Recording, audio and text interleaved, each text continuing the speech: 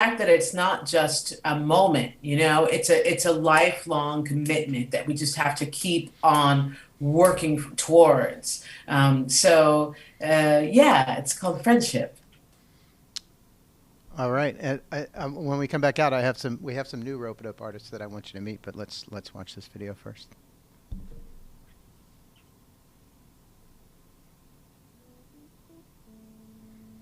So many white people stepped up and declared themselves allies after the murder of George Floyd, and the outcry has sadly since died down. And on Juneteenth, I honor and celebrate those whose shoulders I stand upon. The work of dismantling systemic racism is arduous and it is long. This poem is a cry for unity and continued allyship. It's called Friendship.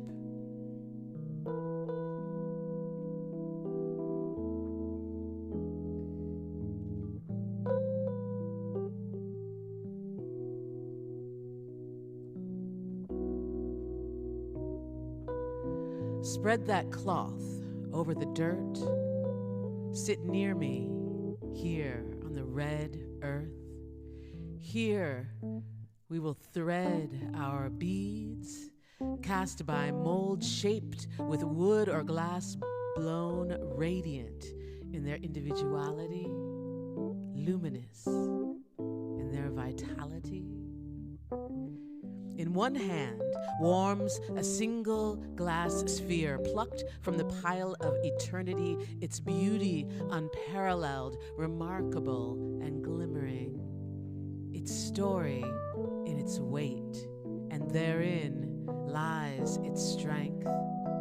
That color defies logic, that green, a million shades of tree.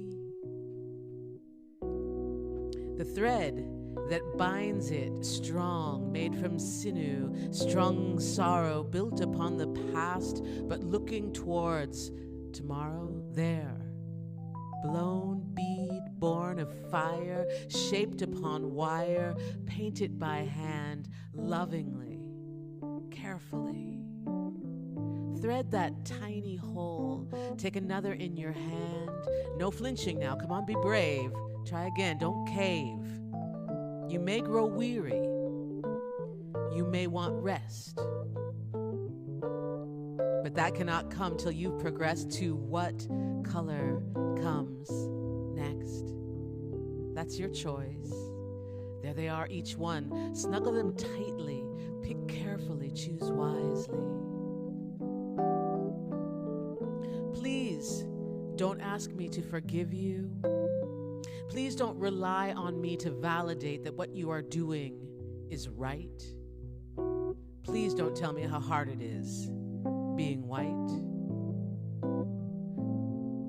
Do hold that feeling close, the one you got right now, stealing your breath somehow, the one that won't let go. Don't let it fade.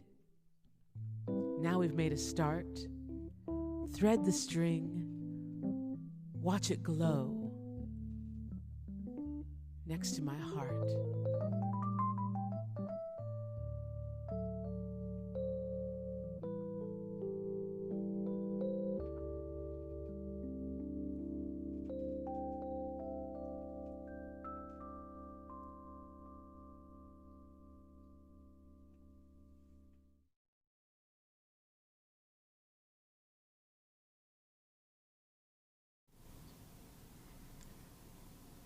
Well,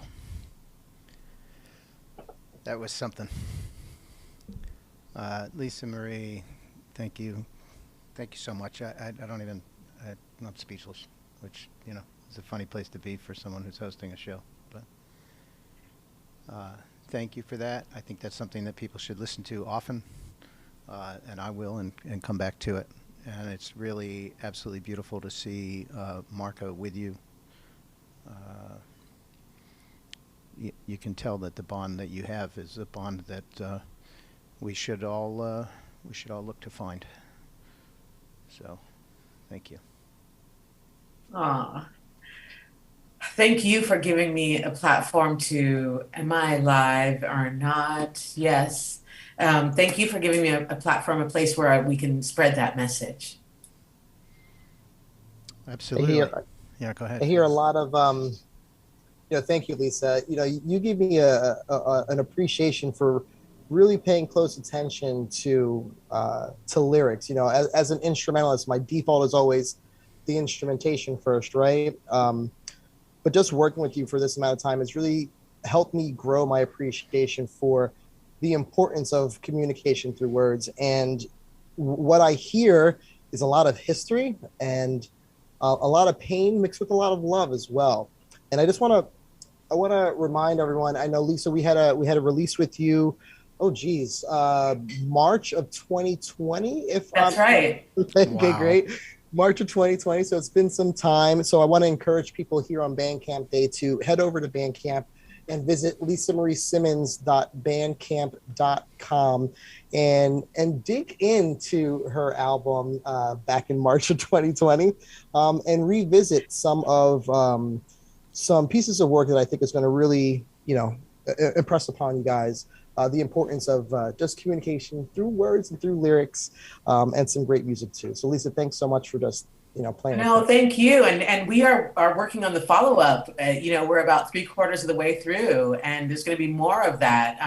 I appreciate your note on how the words are so important, and there's pain and joy. And I think it's important to try to spread these messages that we're talking about, these things that are heavy subjects without passing through pain. You know what I mean? Like to talk about these things that are important, but at the same time, using sort of a wide platform or a wide presentation of these heavy arguments in a way that we don't spread further pain, but rather illuminate, you know?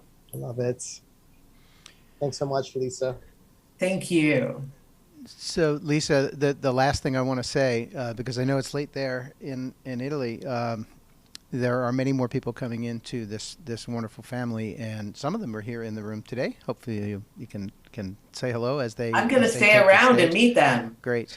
But also, there's some others. There are people from Brazil, Raimundo Sodre, Gianna Purim, Krishna Booker, or many people are going to be joining our little community Slack channel. And so, they always ask me, who should I meet? And and you're the first person that comes to mind. You should meet Lisa, so because you're so engaging and proactive. If people are just joining us, we've had some technical problems at the top of the hour with the various components that go into making this, and the lack of any technical skill or people aside from myself. This is the Ropeadope Music and Arts Festival Summer 2021. We are running down some of the new releases and having conversations with musicians about them. There are going to be some great premieres and some great conversations. We also have coming up almost a full hour with Joe Alterman and Ramsey Lewis talking about the J word, jazz. And we have also an hour of Weedie, Braimah and Christian Scott aTunde Adjuah talking about the G word, global music. So those are great pieces. We've broken them up and we have some video premieres, but it's all about Bandcamp Day. And there's going to be some special merchandise announcements, and there are also quite a few albums in pre-order. So please head over to downloads.ropeadope.com when you finish the program and support artists. With that, let's welcome to the room some cats from right across the river here. Mr. Paul Giess. Paul, how are you? Hello, I'm doing great. Thank you for having me.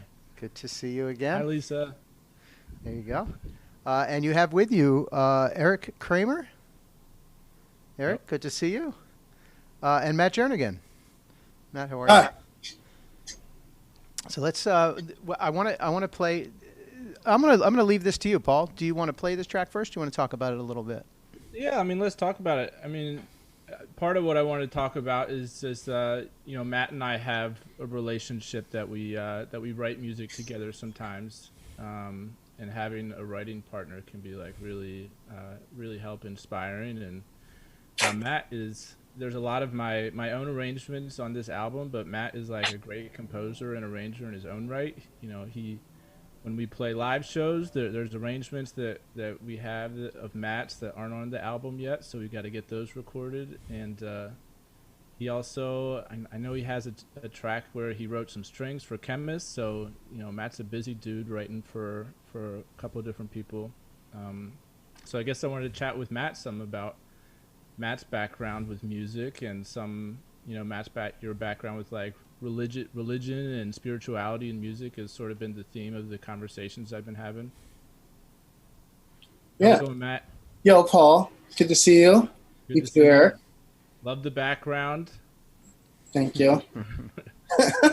Some album art by Robert Carter. I like the album cover a lot. So you came up playing music in the church, right, Matt? Yeah, I was born into it. My mom and dad, my mom's brother are all musicians, as well as my sister. So I had like a front row seat at like seeing how music can be played with one another. And I just like watched the drummer every Sunday intently. And then they'd rehearse for like 2 hours every other Sunday, then do like a 2-hour concert. So I was just like always watching. And then like I turned 12 and the drummer left, and they put me behind some ferns on stage, and I played so people couldn't see me because I was terrified, and I couldn't keep the time. It was a mess for like a good like half a year, but I got better. But my parents like were always talking to me, always communicating, and that's kind of learned how to like be in a group from like a very early age. Yeah, I mean, we've talked a lot about how you like your dad was a music teacher, and that's like the opposite experience I had growing up. Like my family was very like they sent me to lessons, but my parents weren't especially like musical themselves, right? Mm-hmm. So I was always like fascinated about what it was like just like music in the house all the time. Sounds amazing. Yeah, it was cool. Like they're like pretty hands off, but even still, it's like there's like a question about music theory. You know, I had to be careful what I asked for because they'd give me like the whole book. But it was like it was cool. It was cool. Like there was always this kind of like expectation I was going to do music in some respect, whether I wanted to or not. But like I don't know, it was just really nice. There was always like some kind of stimulation happening with music, always a conversation to be had or music to be listened to. Yeah. What about the you know, some of you were like there the whole time. We were like, we learned a lot of this music on the bandstand, you know, gigging out, and you know, we worked on this arrangement like in the basement, all sweaty. And Yeah. what's some of your like what your feelings like getting that recording and like seeing this come out? It's all still kind of wild to me. I think for those who don't know, like I think the way this group started, me and Paul were just sitting on his porch one night, drinking seltzer, and I was like, "Do you want to start a band?" And he was like, "Yeah." And then we just like got some people together in a room and made some music, and like the rest is history. So it kind of feels like we're just kind of speeding through this. It just feels like one thing happens, then nothing happens. I think like I remember when I first met you, we were playing a big band gig at Chris's, and like I'd already played your music, but I hadn't even met you yet, and I already played some of your arrangements. I think it's Mortal Love. Did I write it? I wrote an arrangement for that. Yeah, and like Shane and Frederick and Elijah were talking about you, and we played the song. I never met you, and then I met you on that big band gig at Chris's, and then I was just sitting there minding my business, and you were like, "Hey, Matt, how do you think this arrangement works?" And I was like, "You're talking to me about this? I've played your music. I never even met you before," and I was just really moved that you like were humble enough to like even ask my opinion about something that was already good, and like you had never talked to me before, and just the fact that you talked to me and like approached me about music, it was like that meant a lot to me, and so I think our friendship has just like kind of always been just, like respecting and like kind of impressed by what we can do with music. Yeah. So I think this like that fascination and how we work together is what makes writing music with you so much fun. So I think it's like writing that arrangement. A lot of it, I remember you just laughed because we went through so many different versions and iterations of it, and we tried something, we'd be like, no, not that. And I think the arrangement is like a good amalgamation of you and I, like where we come from and what we hear and what we like.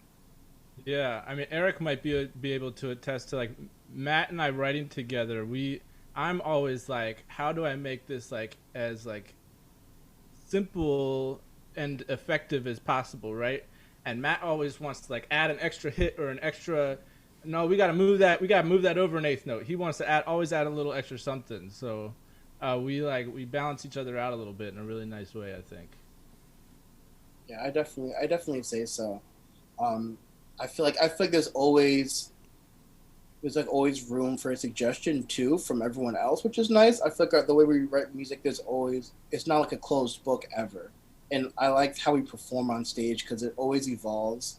We don't really rehearse that much because the music kind of informs itself on the bandstand. I find a lot of the time. Interesting. I find like me and Eric have kind of had like this unspoken agreement where if you like look at each other and like when someone does something, we're going to do it again at some point, you know, and it just kind of grows that way. So I think the music serves itself to really be discovered on the bandstand and not in the practice room always. Cool. Should we have a listen? Absolutely. Let's jump right in.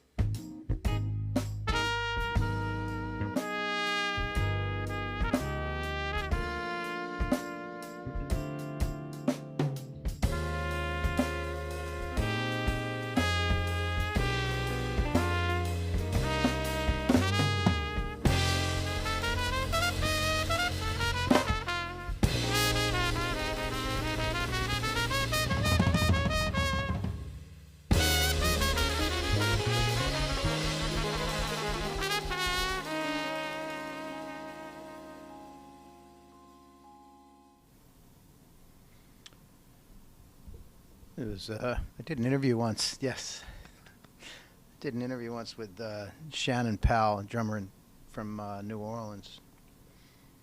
And you know, he was trying to explain himself, and he just got more and more emphatic, and he just stopped, and he goes, "Lewis, you got to stop. It's about feeling.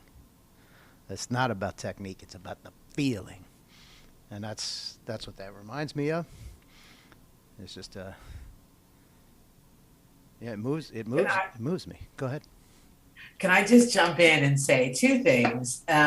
One, Matt and Paul, I love the introduction of how the band came together. You know, I think that it's like love stories. Organic bands forming is always the most beautiful story, and yours is no exception. That was gorgeous. And that was really moving and touching and beautiful and wonderful. And thank you. I'm so happy to meet you all. Eric, wow. Just really gorgeous, gorgeous work that you guys are doing. And I'm so pleased to meet you. Oh, thank you. The feeling's mutual. I listened to your album a couple months ago. It's incredible. And I think a lot about like words and music because I play with a poet here in Philly, Yolanda Wisher. So I like the idea of just making music along with spoken word is really interesting to me. Oh, that's fantastic. I got to check that out. I don't know this poet. And yeah, I think it's important to try to put the two things together. You know, I think there's a lot of people who do them separately. Like there's the music, there's the lyric, but when you can organically like create something that's integrated, which Marco and I do, and your story, listening to your band forming, made me think of how I met Marco and how we formed our collaboration. And it's true, it's so hard to find somebody that you can really collaborate with.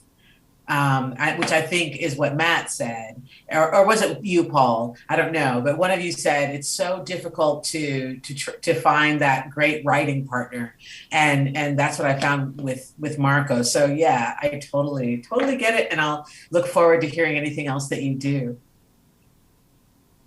Check in with Eric real quick if we have some time, Lewis.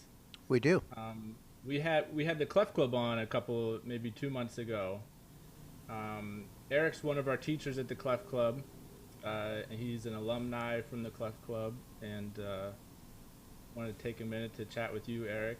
Maybe I've been meaning to like hop on an interview with you to talk about like music and spirituality, so maybe now's the time to do it. Yeah, I mean, I'd say the Clef Club was one of those places that while it wasn't kind of directly related to religion, it was one of those first places where I felt that connectivity, playing with other musicians on stage that, you know, you could really only get by feeling it. It's something that words will never quite do justice to. And it was particularly cool having Jamaluddin on this recording session, who I know does some work over with you guys as well.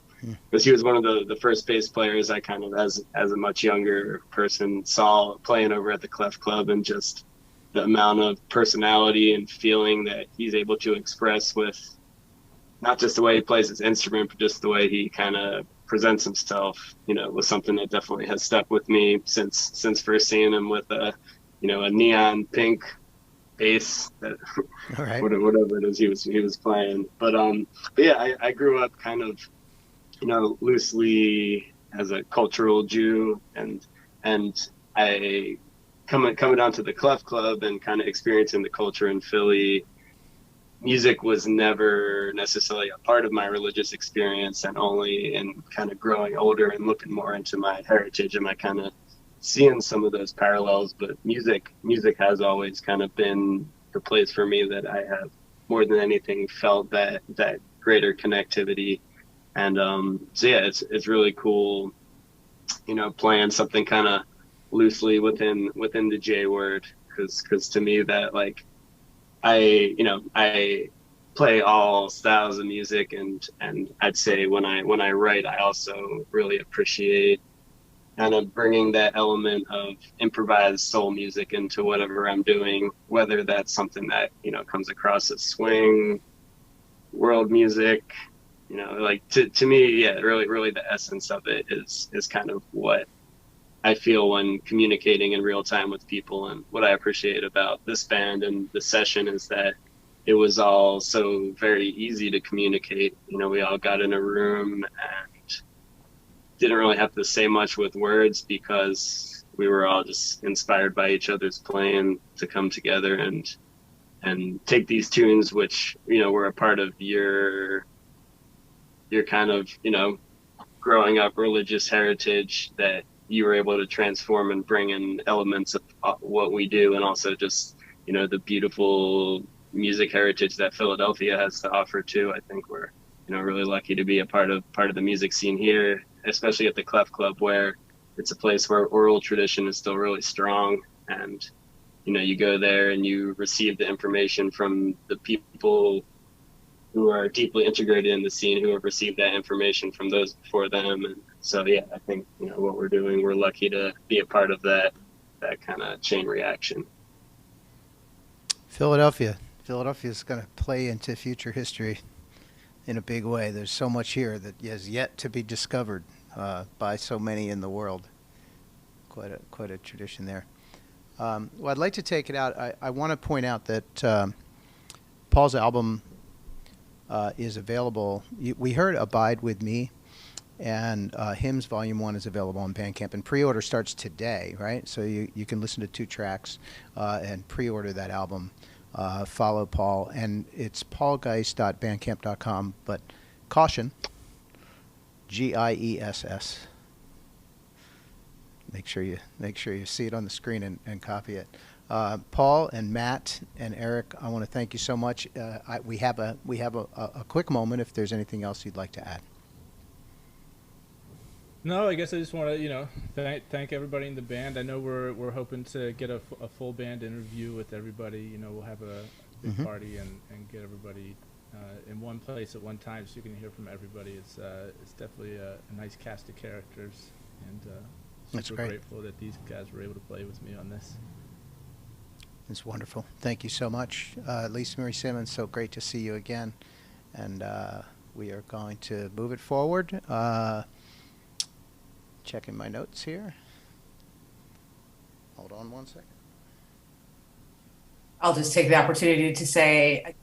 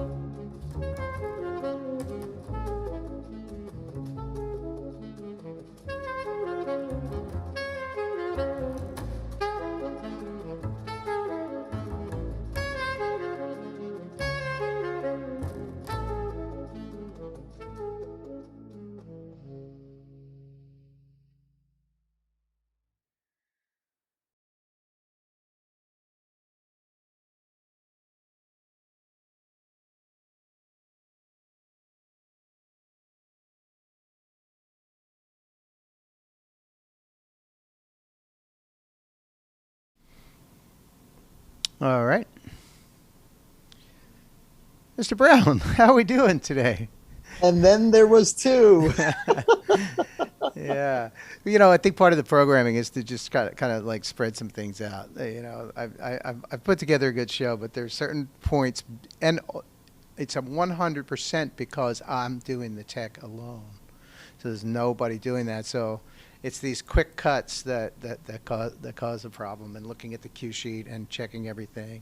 Earlier, right when we began, Chrome crashed, and I figured, I was hopeful that that Restream had taken when I hit the button to turn on the streams, and it crashed, and then I got back on, and all the streams were off. So that was the little tech problem that we had at the beginning.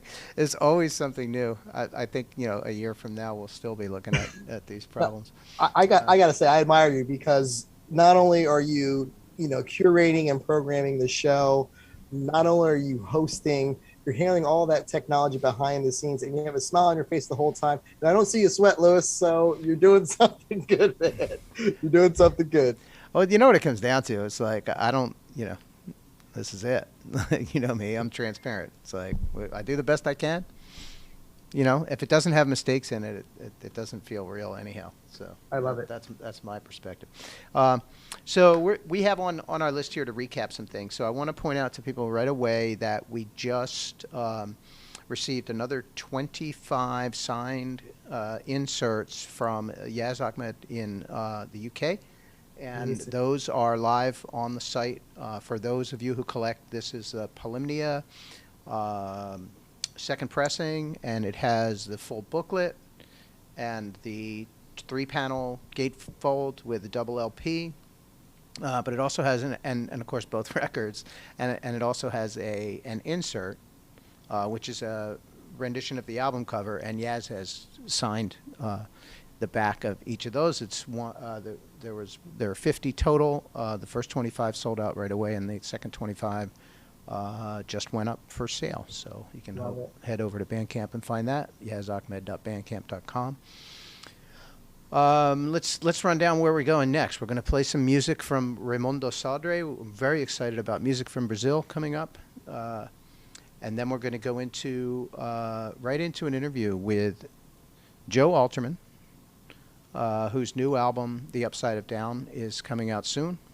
Actually, today on Bandcamp, if you're following, you should have gotten your notification to grab that music now. It's not out on streaming services for another week. And there are actually bonus tracks that are never going to be on the streaming services. But Joe sat down with me earlier this week, and the great Ramsey Lewis. And yes, the conversation digressed and moved around, but there are some incredible stories in there. It's just such a pleasure to be able to talk to both of them. Have I missed anything, Mr. Brown? No, we have a whole slew of great music and videos coming up. I just want to encourage everyone to kind of stick around and stay tuned. What I found with that Joe and Ramsey interview, Lewis, is story after story, gem after gem. That's definitely something that people want to stick around and check out. I'm curious to hear a little music from Raimundo Sodré. Well, here we go. This is going to be fun.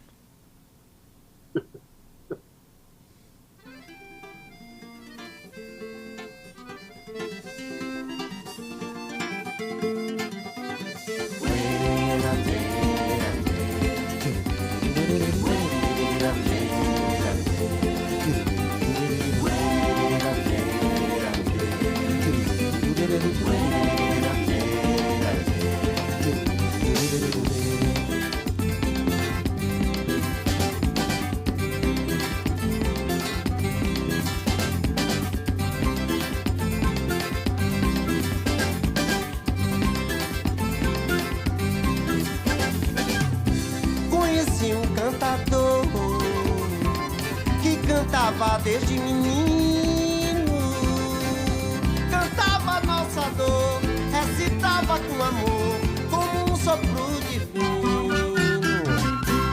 Canta, canta, cantador, canta toda a sua sina, canta todo o seu amor, como o homem que falou do sofrer da Palestina. Repita, cantador, repita, cantador, repita, cantador, repita, cantador.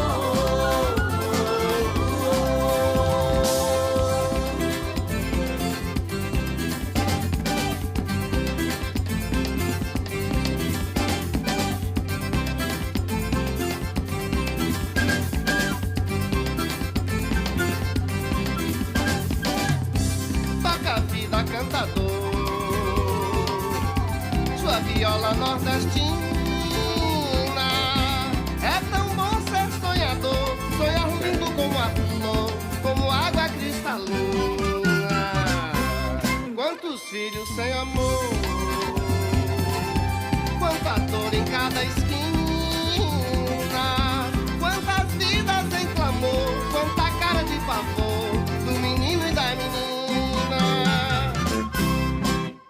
Repita cantador, repita cantador, repita cantador, repita cantador.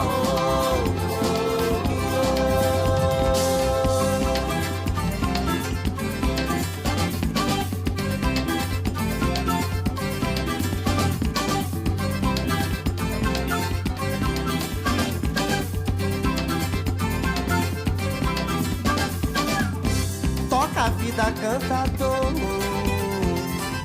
sua viola nordestina. É tão bom ser sonhador, sonhar lindo como a flor, como a água cristalina. Quantos filhos sem amor, quanta dor em cada esquina, quantas vidas em clamor, quanta cara de pavor do menino e da menina. Repita cantador, repita cantador, é o raio de Raimundo. Repita cantador, ganha a posição. Repita cantador, repita cantador, no meu sertão. Repita cantador,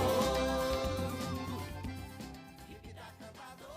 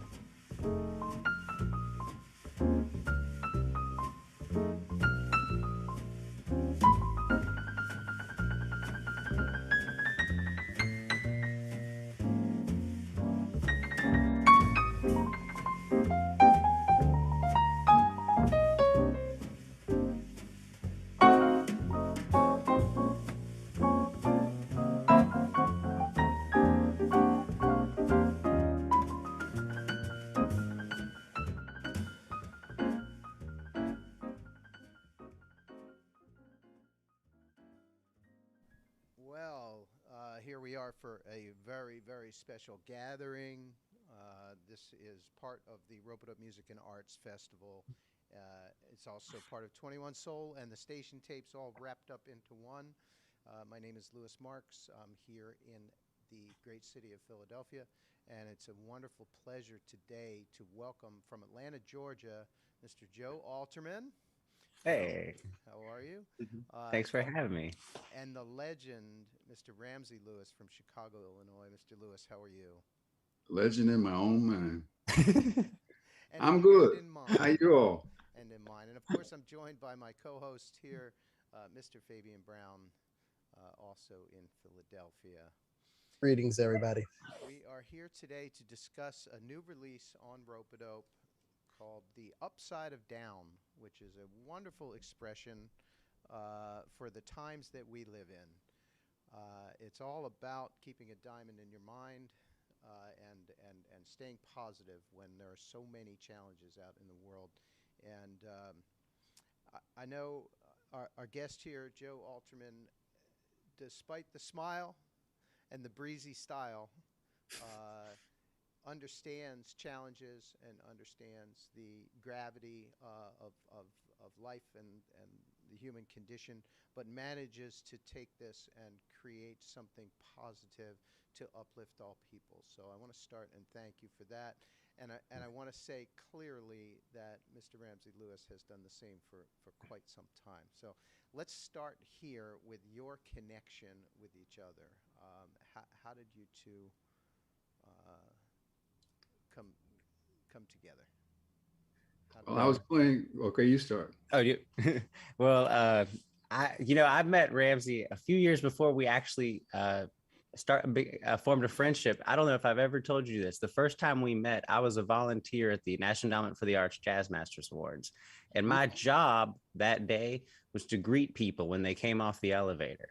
And I'll never forget the first impression you made on me, because basically I greeted everyone when they came off the elevator. I said, "Hey, I'm Joe, right this way." And everyone was nice, but you were the only person when I said, "Hey, I'm Joe," you said, "Hey, I'm Ramsey." You were the only person who introduced yourself to me. And it made such a positive, nice impression that I remember a few years later, I was really excited to get to talk to you when I opened for you at the Blue Note. And that's kind of where our friendship really began. Aha. Yeah. All right. Yeah. I didn't mean to interrupt you, though, if you were going to say something. What was the question? Oh, how we met. Where did you meet? Yeah. Well, I remember New York. Where were we playing? Where was I playing in New York? And you were also playing there. That was at the Blue Note. Yeah. Yeah.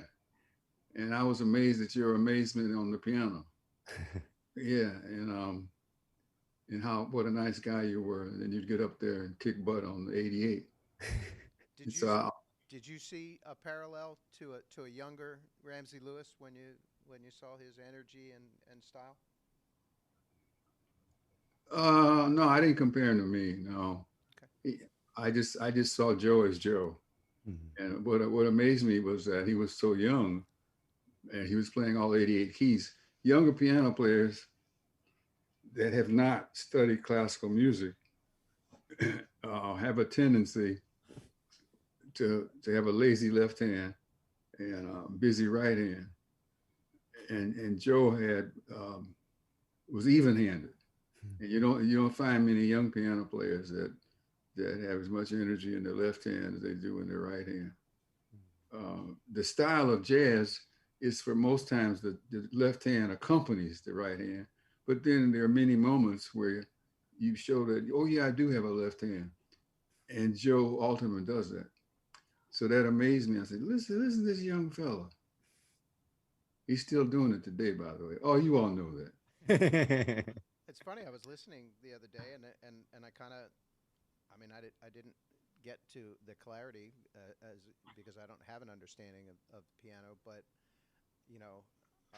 I was thinking about his hands, and I was noticing things on the low end and changes, and I was also noticing a lot less noodling.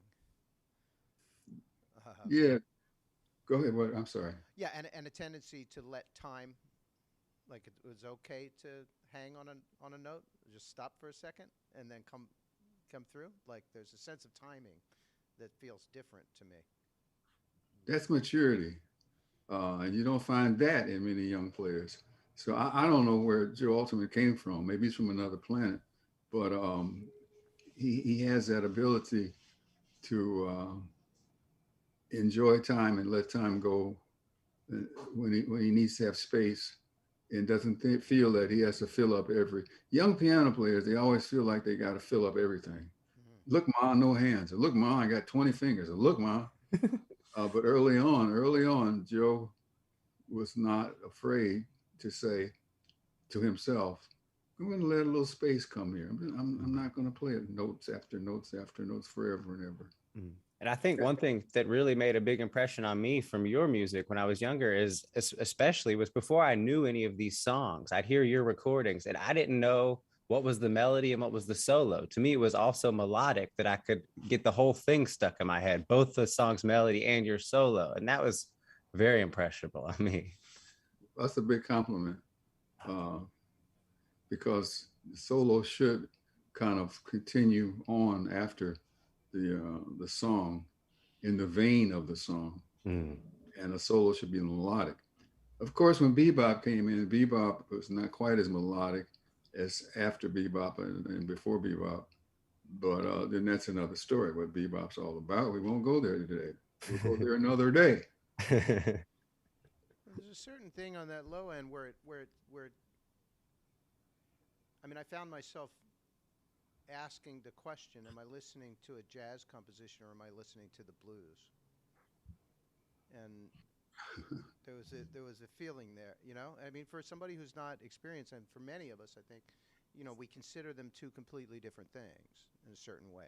And there are parts of them that are completely different. But I've you know, I hear a lot of jazz over here, and I don't get that soulful rhythm that I associate with the blues. Joe, did you? I mean, who were some of your heroes that led you? Oh yeah, play in that but style?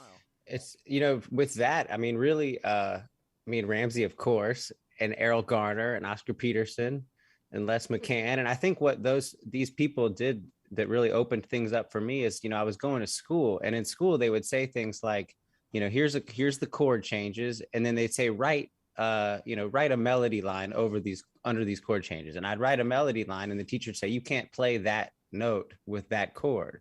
But then I'd hear someone like Ramsey or someone like Oscar, and they'd play something that might be a little bluesy that wouldn't necessarily, you know, I know the teacher in that class might say, you can't do that, but they did it and it sounded so good. It made me feel free to, you know, kind of be me. You know, I grew up in Atlanta where I heard so much more blues and bluegrass than I heard jazz, truthfully.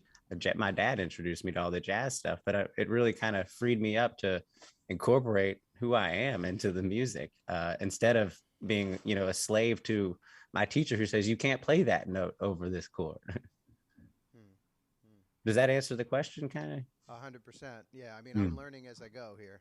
You know, it's the beauty. You know, there are times where I think, well, I wish I knew more. I wish I had studied more. I wish I'd learned how to play.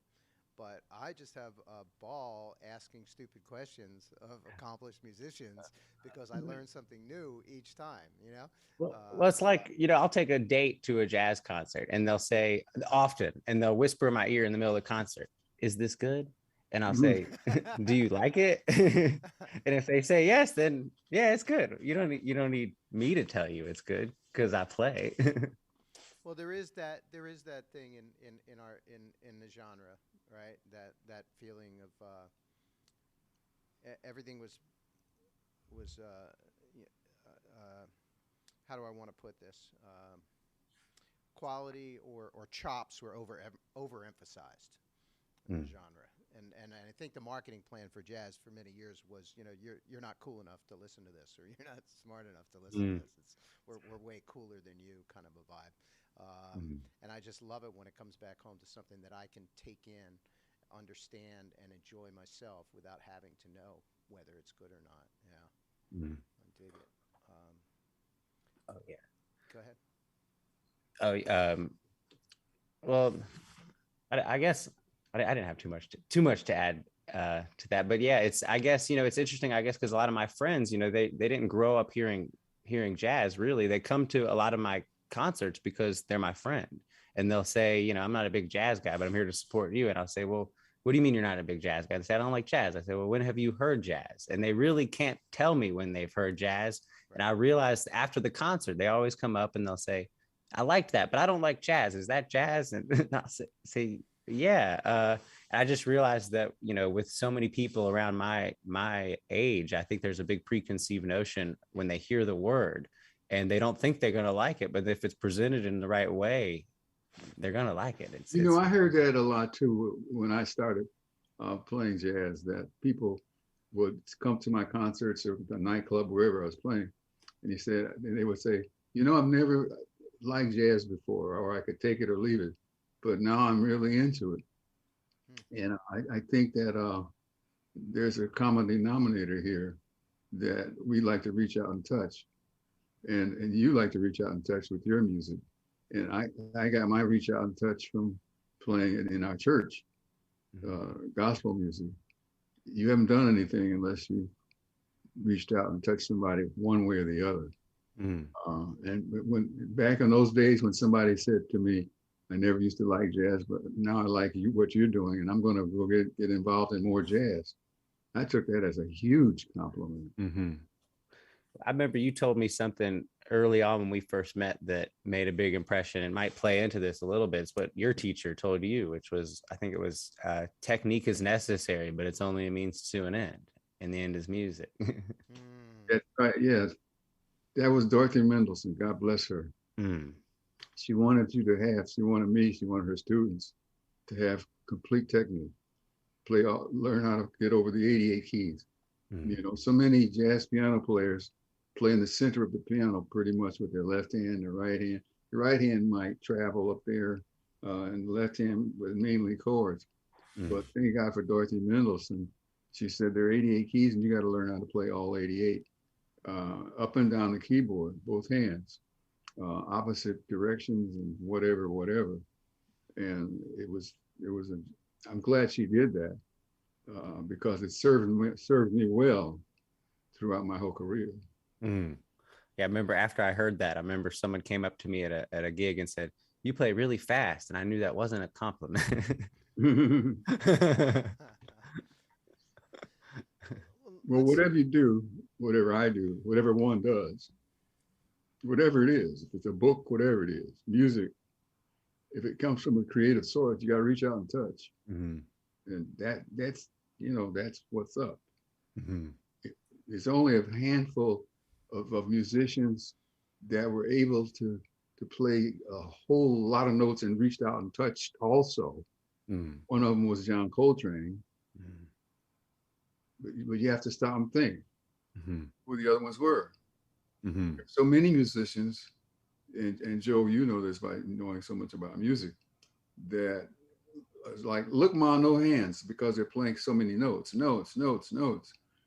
that's when people stopped looking at the bandstand and started looking at each other and started talking about, well, what'd you do this week? Oh yeah, well, I went to the store, and because the music on the stage didn't reach out and touch. Mm-hmm. So it's okay to play a lot of notes, John Coltrane and others, but if you ain't reaching out and touching somebody, you ain't getting paid next week. And Joe, you have that ability to play 88 keys, but you reach out and touch. Oh, well, thank you. It really means a lot. That compels me a little bit to jump in and just kind of reiterate what you're saying, Ramsey. Joe, when listening to your album, hearing the conversation about, you know, melody being important and being forward, and that's what I hear when I'm listening to your album. I'm hearing a very careful approach to the melody and the ornamentations around the notes that you have throughout the full range of the piano. You know, and I'm just curious, Joe, when it comes to improvising and compositions, is that something that you're thinking about all the time as you're going through your solos? You know, what is your approach? How do you approach and think about a melody through your improvisation? Well, I mean, it's hard to be thinking about all that when you're actually in it, but I think something Ramsey and I share is just a love for melody. And I think one of the things that's really drawn me to so many of your recordings, Ramsey, is that you take a melody and you make it more beautiful. And I think, and that's kind of my goal. And that's where, I kind of sometimes honestly and it's not knocking anything, but I feel a little, I'm trying to think, I don't know the word, but, a lot of my peers, I feel like a lot of times I'll go to a jam session and it's not, and I'm not saying this is the mindset that they're going into it with, but a lot of times I feel like, I want to hear this melody be made more beautiful, but a lot of times it's more, I don't know what song there's being played. It's more kind of guess what song I'm playing versus let's make the melody more beautiful. And it's not a knock on that. It's just, I really come from this from I love a good melody place.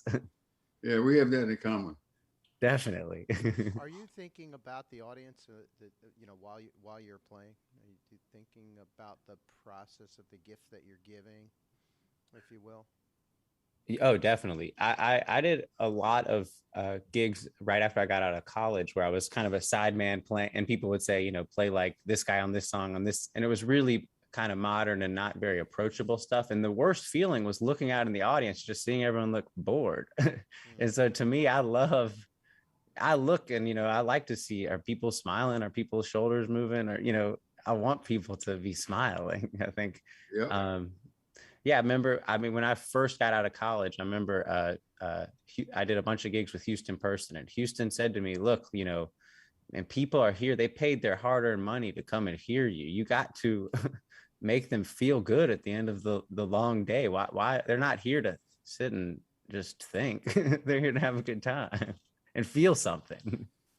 Yeah, one of the groups that I played with early on in my career, we were conscious of the fact that 99% of the people had worked 5-6 days that week, and the husband, the wife, or the girlfriend, the boyfriend, whatever, said, "Let's go hear some good music and relax." And they might have X number of dollars, which are not a lot of money, to spend on entertainment.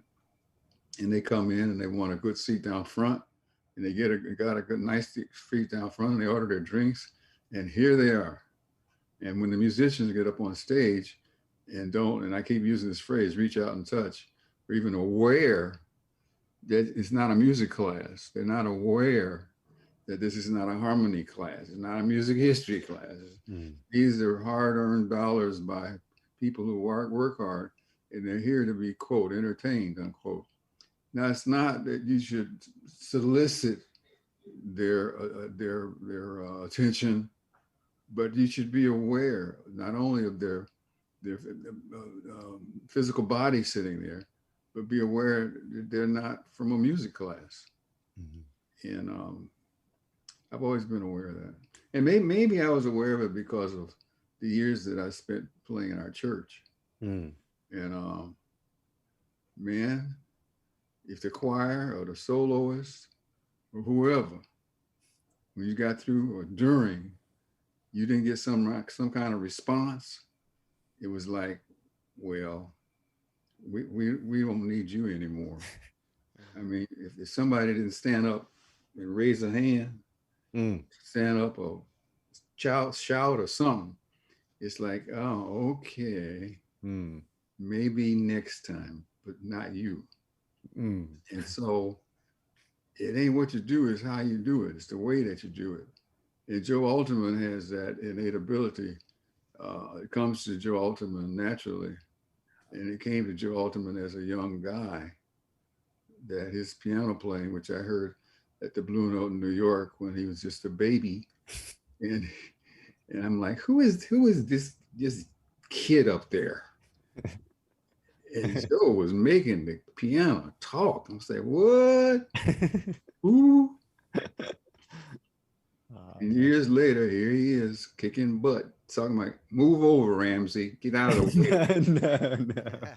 No, never. No, well, thank you.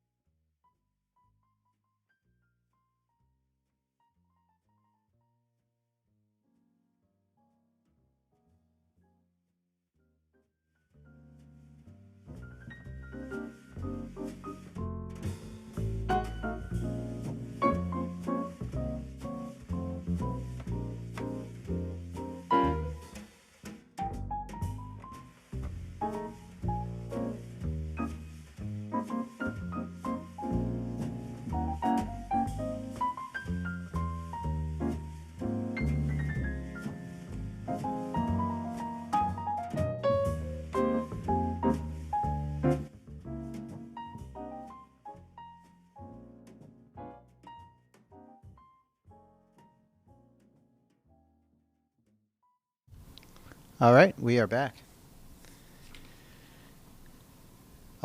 Great interview with Joe Alterman, and it's always a wonderful thing to see Ramsey Lewis and to hear from him, a living legend, though he denies it. We have a second half of that coming up later, and we have some other great video premieres from Craig Waters and the Flood, Atlanta, Georgia, by way of Nashville, I believe. Also a video from Bluke, and some new music from the Royal Crunk Jazz Orchestra featuring Wynton Marsalis. I'll say that again, featuring Wynton Marsalis. That is out today. If you're a fan of Russell Gunn and want to take a journey with him, stay tuned and listen to that track, and go over to RoyalCrunkJazzOrchestra.bandcamp.com. We'll pop that actual link in there. I'm not exactly sure how the syntax works on that, but we're going to jump back into some more videos. But once again, I want to say a big thank you to Lisa Marie Simmons. Check out her album Note Speak on Bandcamp as well. We'll pop that link in. Lisa, thank you so much for joining us, for doing everything that you do, and just being a positive light in this world. So great to see you. Oh gosh, I am just so impressed with the musicians on this label. Joe is a talent that is really extraordinary. And the interview with Ramsey Lewis, I mean, this is iconic. It's all my pleasure. And I'm so glad to be here. And I'm really going to say goodnight this time. I'm just so tempted to stay, until the very bitter end. There's just so many beautiful things that you guys are putting out here tonight. And I want to say hello to Jason and give him all my love as well. But I really am going to go away this time and say goodnight. But thank you so much for having me once more. You got it. I want to point out that Jason Miles is on tap, and he is going to read a chapter from his upcoming book, which is just filled with amazing stories of his time in the music business and with some real characters. But let's jump into some videos. Go start with Craig Waters and the Flood.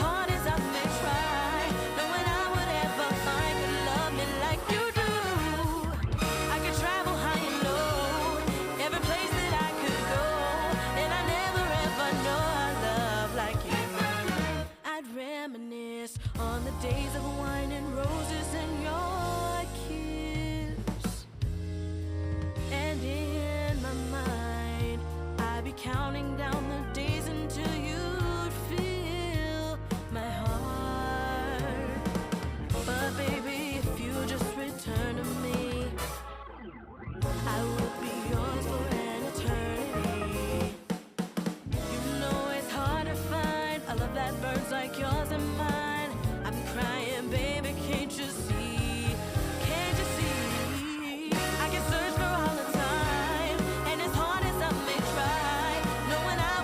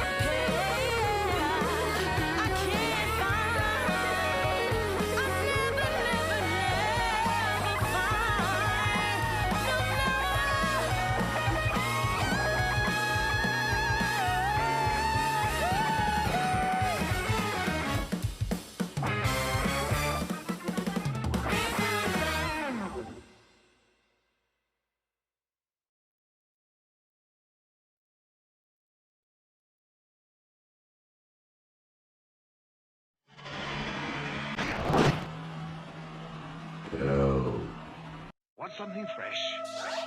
Something extraordinary. Something called 808. Where is it, y'all? Feels so good. A London something Rasta. I sin. I know you know it, man. What people want? That's why we keep it moving. Give them. Let's go, huh?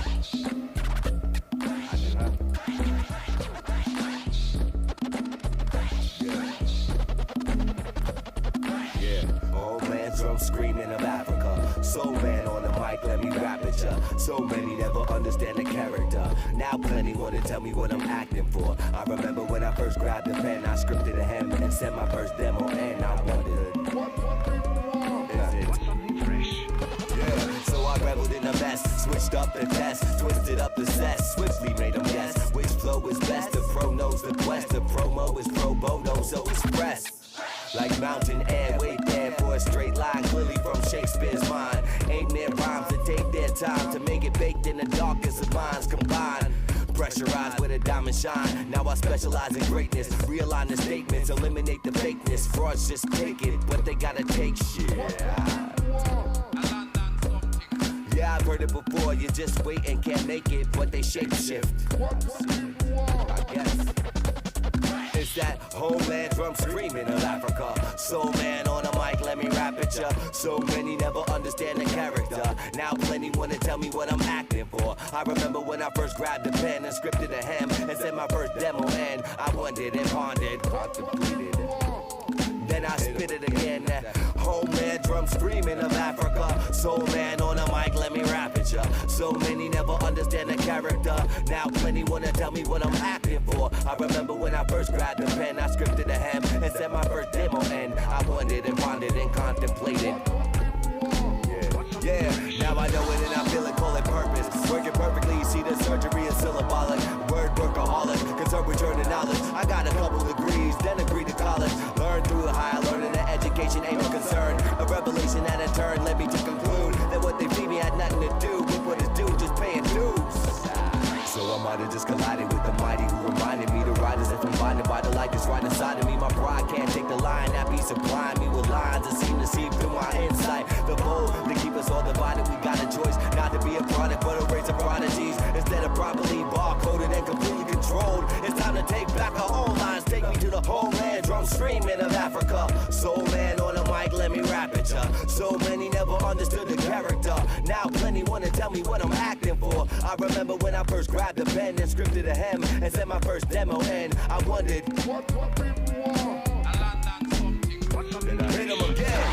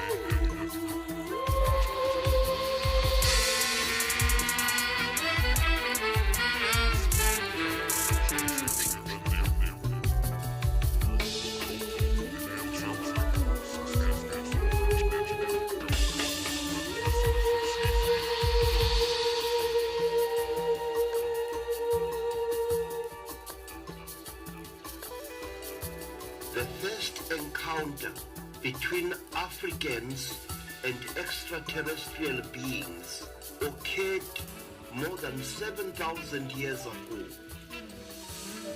It is said that a door opened in this strange metallic sphere, and out of the sphere there came a long line of strange creatures. The leading creature lifted up its stick and its right hand, and it addressed the people as follows.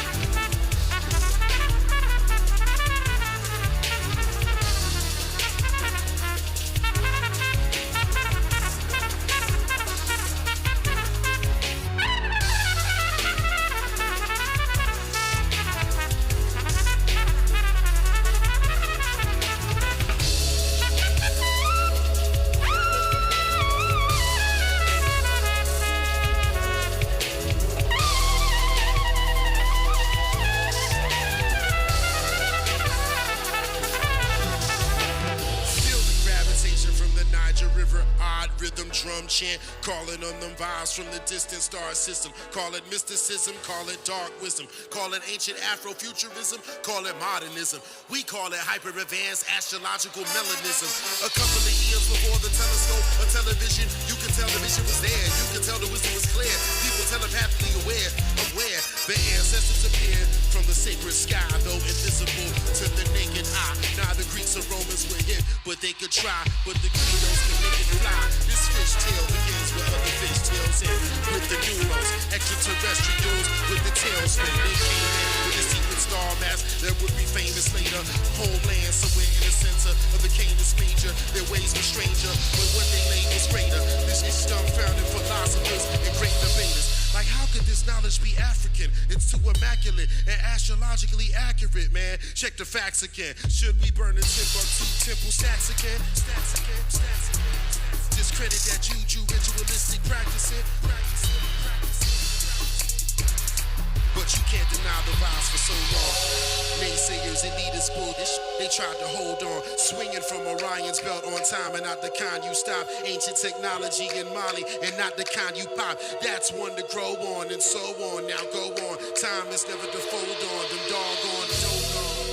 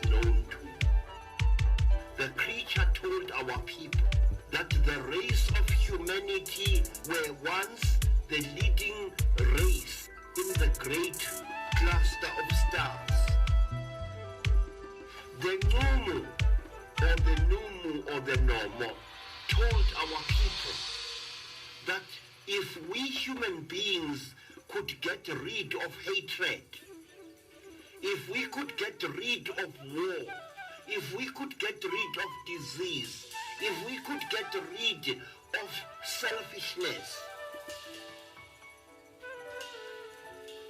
the great gathering of the star worlds would once more receive us with open arms to take once more our rightful place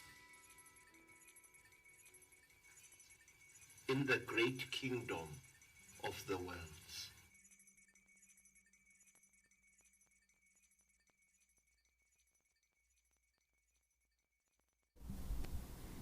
All right. We are back. That was the Royal Crunk Jazz Orchestra, Russell Gunn and his big band with guest the great Wynton Marsalis. Russell and Wynton having a conversation about the universe, musically and with recorded words. Before that, we saw a new video from Bluke, Blue Rum 13. You may know him from the Bullfrog days here at Ropeadope. Say that wrong. And, of course, the ever mysterious Luke Vibert. And before that, a new artist that has an album coming out on Ropeadope sometime this fall, Craig Waters and the Flood. I can simply say they don't mess around. And, yeah, very serious band. So just recapping, we've heard part one of our interview with Ramsey Lewis and Joe Alterman, and part two will be coming up soon. Later in the program, we will have an interview with Weedie, Braimah, and Christian Scott aTunde Adjuah in two parts, some other music, and also a discussion of the Philadelphia experiment and a little thing called NFTs, non-fungible tokens. Sounds sexy, doesn't it? It does. We're gonna, yeah, not. We're gonna break that down. But now we have the great pleasure of welcoming to the room a veteran of the music scene, a man who's been around for some of the most important moments in late 20th and early 21st century music history, Mr. Jason Miles. Jason, how are you? Hey, hanging in there, Lewis. But that last piece was really going to some other places, wasn't it?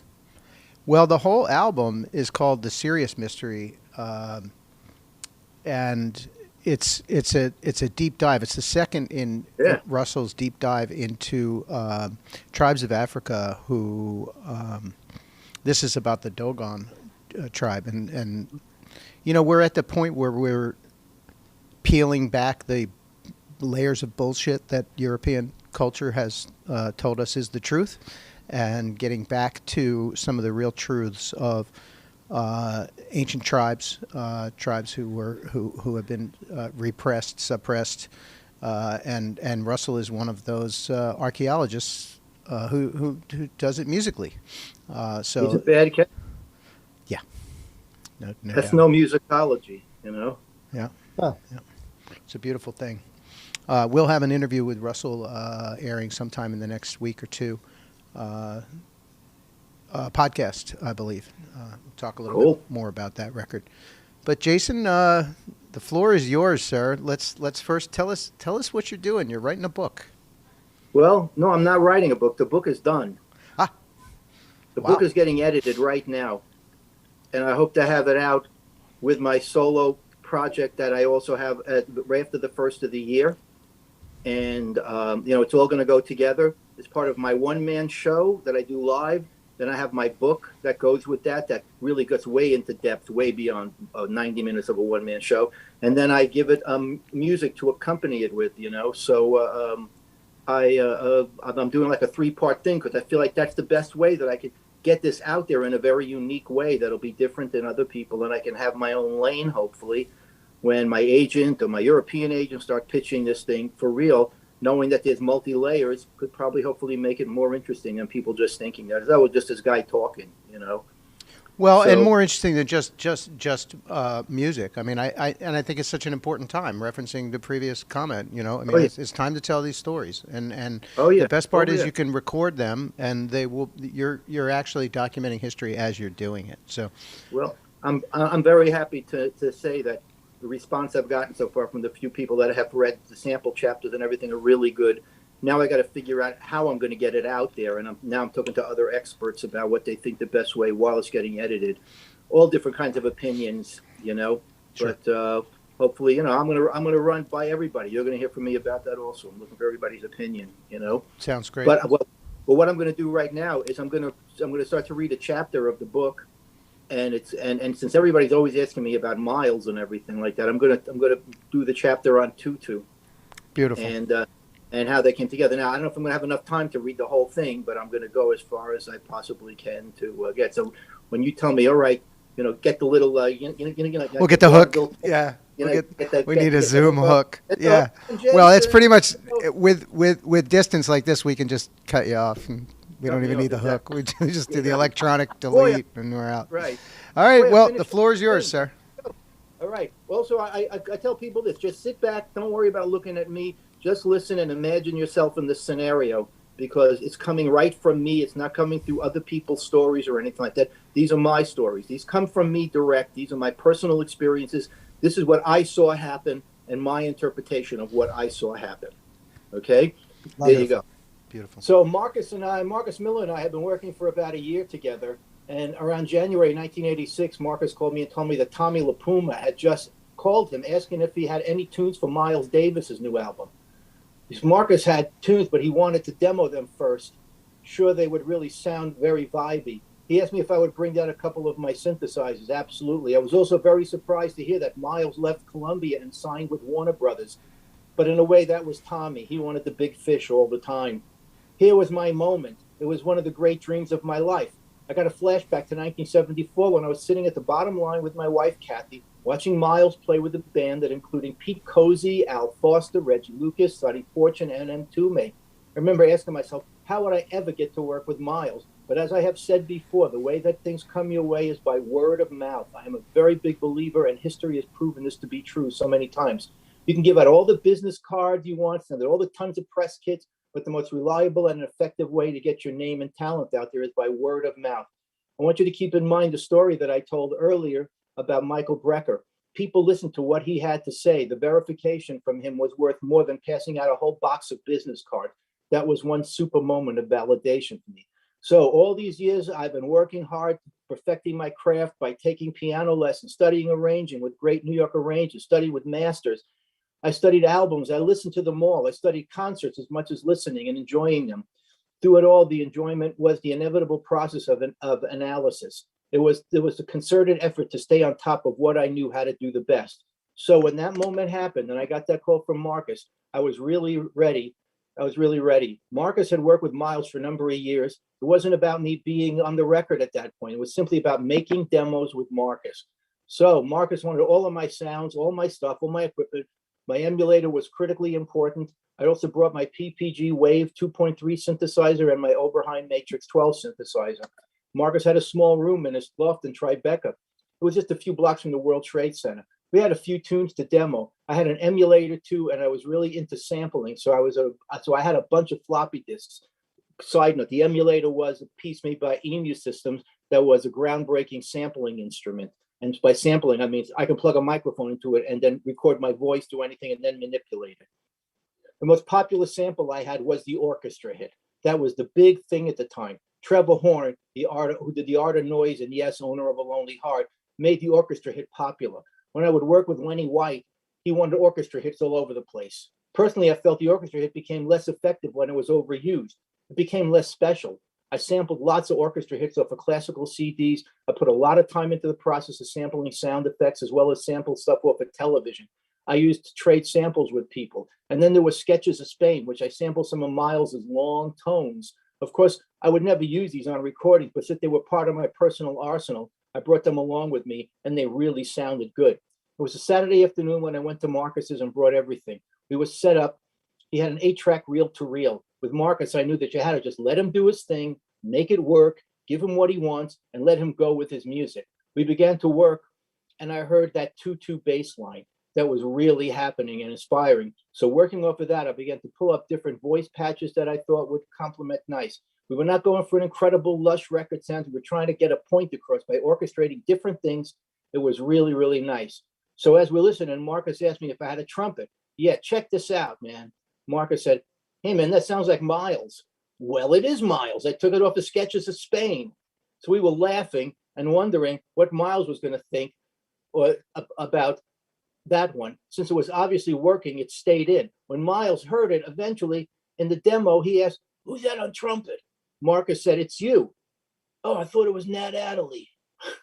So that was kind of a funny moment. And Miles actually didn't know that was him playing on the record. So we did a demo of Portia and Splatch, which are on the album. At that time, these tunes didn't have any titles. They just were tracks. 2-2 wasn't titled either. It was just a tune that we were working on. Marcus sent the demos out to Tommy. Nobody knew what was going to happen from there. We had some lunch. I think he gave me $100 for coming in.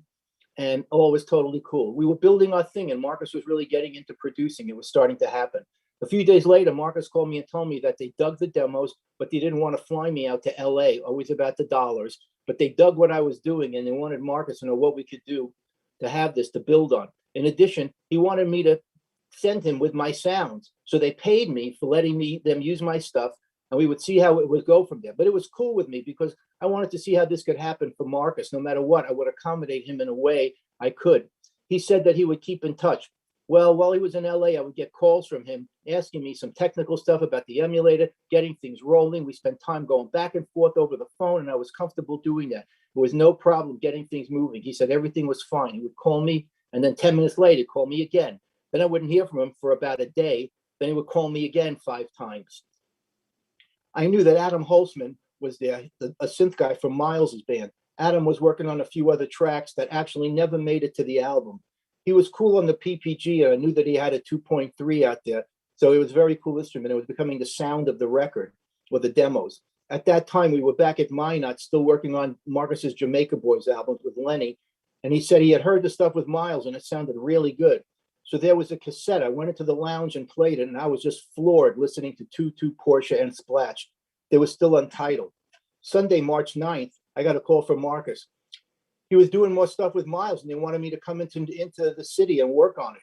Do you think I was happy? You freaking bet I was. Fantastic. In addition, Marcus was doing more demos, so I was included in that process again. The demos would eventually be called Tomas, Full Nelson, and Don't Lose Your Mind, which is a story in itself that I will get into later. So I was included in that process again. These demos turned out great. We finished the demos at Marcus's place, and he said, okay, we're in the studio on Wednesday. So Wednesday, March 12th, 1986, I went into Clinton Studios and began working on Tutu with Marcus. The first tune was Full Nelson. We got into that whole groove. It was slow. It took a couple of days, but we were very, very deliberate in everything we did. Most importantly, on the 12th, Miles showed up. Marcus had already said to me, here's the bottom line, man. This whole thing is really up to Miles. And if he walks in the room and he's not feeling you, you're going to be gone in 5 minutes. Miles showed up, and I knew that this could be a critical moment. I walked into the studio where Miles was standing. He was dressed to the nines and looked, well, pretty regal. I said, Miles, I just want to introduce myself to you. My name is Jason Miles. He looked at me and said, I like your name. I told him I work with Marcus and do synth programming for him. These are all my keyboards. Marcus and I work together on the demos, all my sounds. I told him that my childhood friend Bob Berg was in his band and let him know that if there was anything he needed, I would be there and do my best to deliver. Miles said, all right, man. So it was a very low key, without any drama. At least it was for Miles. My heart was beating like a freaking rabbit. The engineer was Eric Calvi. He was a bit cool with me at first. Tommy LaPuma was there. Marcus was there as well with some other people. Tommy took a huge chance getting Miles off of Columbia and signing him to Warner Brothers. It was a really big deal. Miles had been on Columbia for years, 36 to be exact. We all began working through stuff on Full Nelson. It was very meticulous work. I mean, all the different things, all about the notes, the texture, the vibes, the atmosphere. We're just trying to get to know each other as well in the room, because nobody knew each other except for Marcus and myself, and Tommy, of course, knew Marcus. I knew that I was being scrutinized, but I was confident in my ability. If I didn't have my shit together, I wouldn't be there anyway. There were different types of people hanging out. There was a Japanese photographer. There was this writer, Greg Tate, who was hanging around and writing at times, along with a guy, Craig Street, who would eventually become a producer. It was an interesting dynamic to observe. Through all of this, Marcus's concentration was right on, and he was able to get inside of the songs. After Full Nelson, we began to work on Tomas. Marcus wanted Bernard Wright to play on the album. He wanted different people to get to play on the record. Bernard was a fantastic keyboardist, I mean, a real monster. Marcus had some ideas, so he had acoustic piano set up in the room. He told Bernard to sit down and play while Marcus recorded it along with Eric. Miles walked in the room. Marcus introduced Bernard to Miles. Miles was very amicable.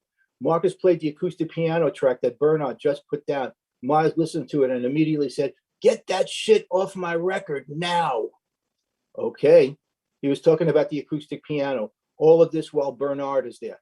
I felt really terrible for Bernard. We all had felt terrible for Bernard because it wasn't on him. He just took direction and played on the track. This particular idea just didn't work. I have to hand it to Bernard that he handled it well with poise, because he inside had to be kind of freaked out. Inside, I think we were all kind of freaked out. Miles was very direct personality, and he always was not very diplomatic at times. I guess that's just part of his charm, as well as the mystique that he had cultivated. One day I noticed that Miles was sketching in pencil on a yellow pad. It was simple, but it was kind of sketch, and I noticed it. This was while we were working. Someone walked in the room and said to Miles his car was there to pick him up. Miles, okay, I gotta go. He laid the paper on the producer desk and started for the door. Miles, I called after him. You forgot this picture you were drawing. Oh, just throw it away, he said. So, do you think maybe I could have it? He looked at me for a moment and said, give it to me.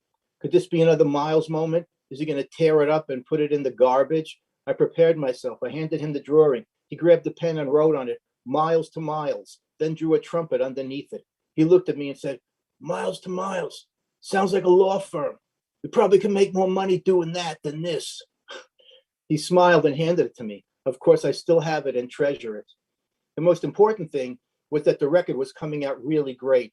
Through all the ups and downs and all the stuff that's happened during the day, we were focused. Miles would come in and play, then Marcus would sample Miles in the AMS, maybe tune him a little bit, then construct it differently. It took immense focus and concentration. This was another way of making a record in 1986.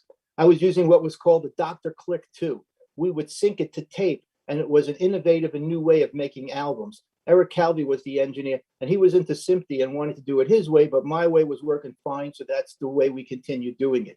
As we worked through, I actually got to know Tommy. Of course, I had known Tommy, but never really knew him personally. Over the years, I knew his work. he was the quintessential record company man, staff producer. But for what he accomplished, his reputation was impeccable. His records were some of my favorites, from Dan Hicks and the Hot Licks to George Benson Breezing. Tommy was a legendary guy, so I was honored to be in the room with him. I was learning more about Tommy as we went along. One of the things I admired about Tommy was he really liked good food. Every night that we worked, Tommy made sure that we had food from someplace really good. We never went out, but Tommy made sure that everybody ate well every night. Talk about a morale booster. Tommy had great musical focus as well. I learned a lot about casting the right musicians from Tommy. It always seemed like he knew the right guy to call when a certain musical idea was needed. I saw this happen many times over the years I worked with him. I was staying at the Howard Johnson's on 8th Avenue, which wasn't far from the studio. We would start at noon and go to 3 a.m. every night. We put a lot of time into this record. I will say again, it was a lot of very meticulous work. Every note, all the different arrangements, and making sure all the orchestration was perfect around Miles. Marcus had become elevated to the level of Gil Evans and Tio Macero. Now he had to deliver on that space, and he did. The sounds of Tomas were very cool. Marcus was into the bass clarinet, but he opted to use the bass clarinet samples, even though he was pretty good on the bass clarinet at that time. Marcus was also playing soprano sax, and he also sounded really good at that. At this time, I was beginning to hear the inevitable mumblings about what was going on with the making of this album. None of this came from me, Marcus, or Tommy. What happened in the room stayed in the room while I worked on the project, and even after. There were and are a lot of jealous people in this business. I just tried to stay clear. But I began to hear rumblings of Marcus took over the record and Marcus could have used the band and he didn't. That was the farthest thing from the truth. The fact was that I heard Marcus ask Miles about using the Cats in his band on this. Miles clamped right down immediately. He said he was really happy with what was going on and wasn't interested in changing it. Miles didn't want to hear anyone else on the album, and that was his decision. End of the story. That was the moment. In the end, everything came down to what Miles dug about the record. I know the Cats in his band had some weird feelings. I know this for sure because they came by many times in the studio when we would be there, and the vibes were palatable, to say a little bit. Such a life. Sometimes we think things aren't fair, and sometimes things work out the way they work out, whether we like it or not. The record was going really well, and Miles didn't want to change the way things were going. He had the last word. I can remember times in previous years when I would get a call from a producer saying they were thinking about using me on the project, only to be told later they went with someone else, someone with a name that had more of a reputation than I had at the time. I remember one day walking into the bathroom at Clinton after Miles had just left the studio. For a second, I saw myself in the mirror and thought to myself, how many times did you not get the gig after you got a call for a freaking gig? How many times did it go to someone else? This was the time I got the gig, and for once, it felt good. I started to realize you always need to be keeping your eye on your goals and keep focused no matter how long it takes. It was a long journey to get to this place. Marcus had this tune called Don't Lose Your Mind, a reggae-based, vibey thing. Marcus came to me and wanted to have crazy things going on, crazy sounds, samples. Now, at that time, part of my arsenal was a huge collection of samples. I had a VHS hi-fi deck. If I heard a sound on a movie I liked, I took it. It didn't bother me. I had all kinds of textures. It was the culture of sampling, though not exclusively. I spent hours and hours creating sounds as well on my synthesizers. No synth guy ever spent more time woodshedding than I did. The emulator was a magic box. Anything could be sampled into the emulator. Then you'd manipulate all the different features and change the filters and do all these cool things with it, then save it onto a floppy disk. So a lot of sounds on Tupac were manipulated in ways, but I would also trade sounds with people. There was this Stockhausen thing in front of Don't Lose Your Mind. That was very cool. That was one of the fun moments of the record. Marcus was working and said that he would be back in an hour, but wanted me to hang and not go anywhere. Okay. Then he would come back and say, make that 2 hours. Don't leave. No problem. He was working on Miles's horn in the tracks, moving some stuff around and basically tightening up the tracks. He'd pop in and go, half an hour, Jason Miles. I said, okay, it's cool. Then 20 minutes, Jason. Okay, I had no idea what he was up to, but there was some suspense building. Finally, Marcus came in, opened up the door and said, okay, here's Jason Miles.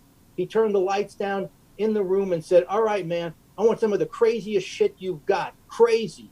I want stuff that's going to be really freaky in the moment. Here we go. I took out one sample and he said, oh yeah, that's happening. So the whole song was constructed so that we were just adding samples and interesting sound effects because Marcus wanted to get the reaction of Miles when he heard all the sounds around him and when he started to play. He wanted to kind of blindside him in a creative way.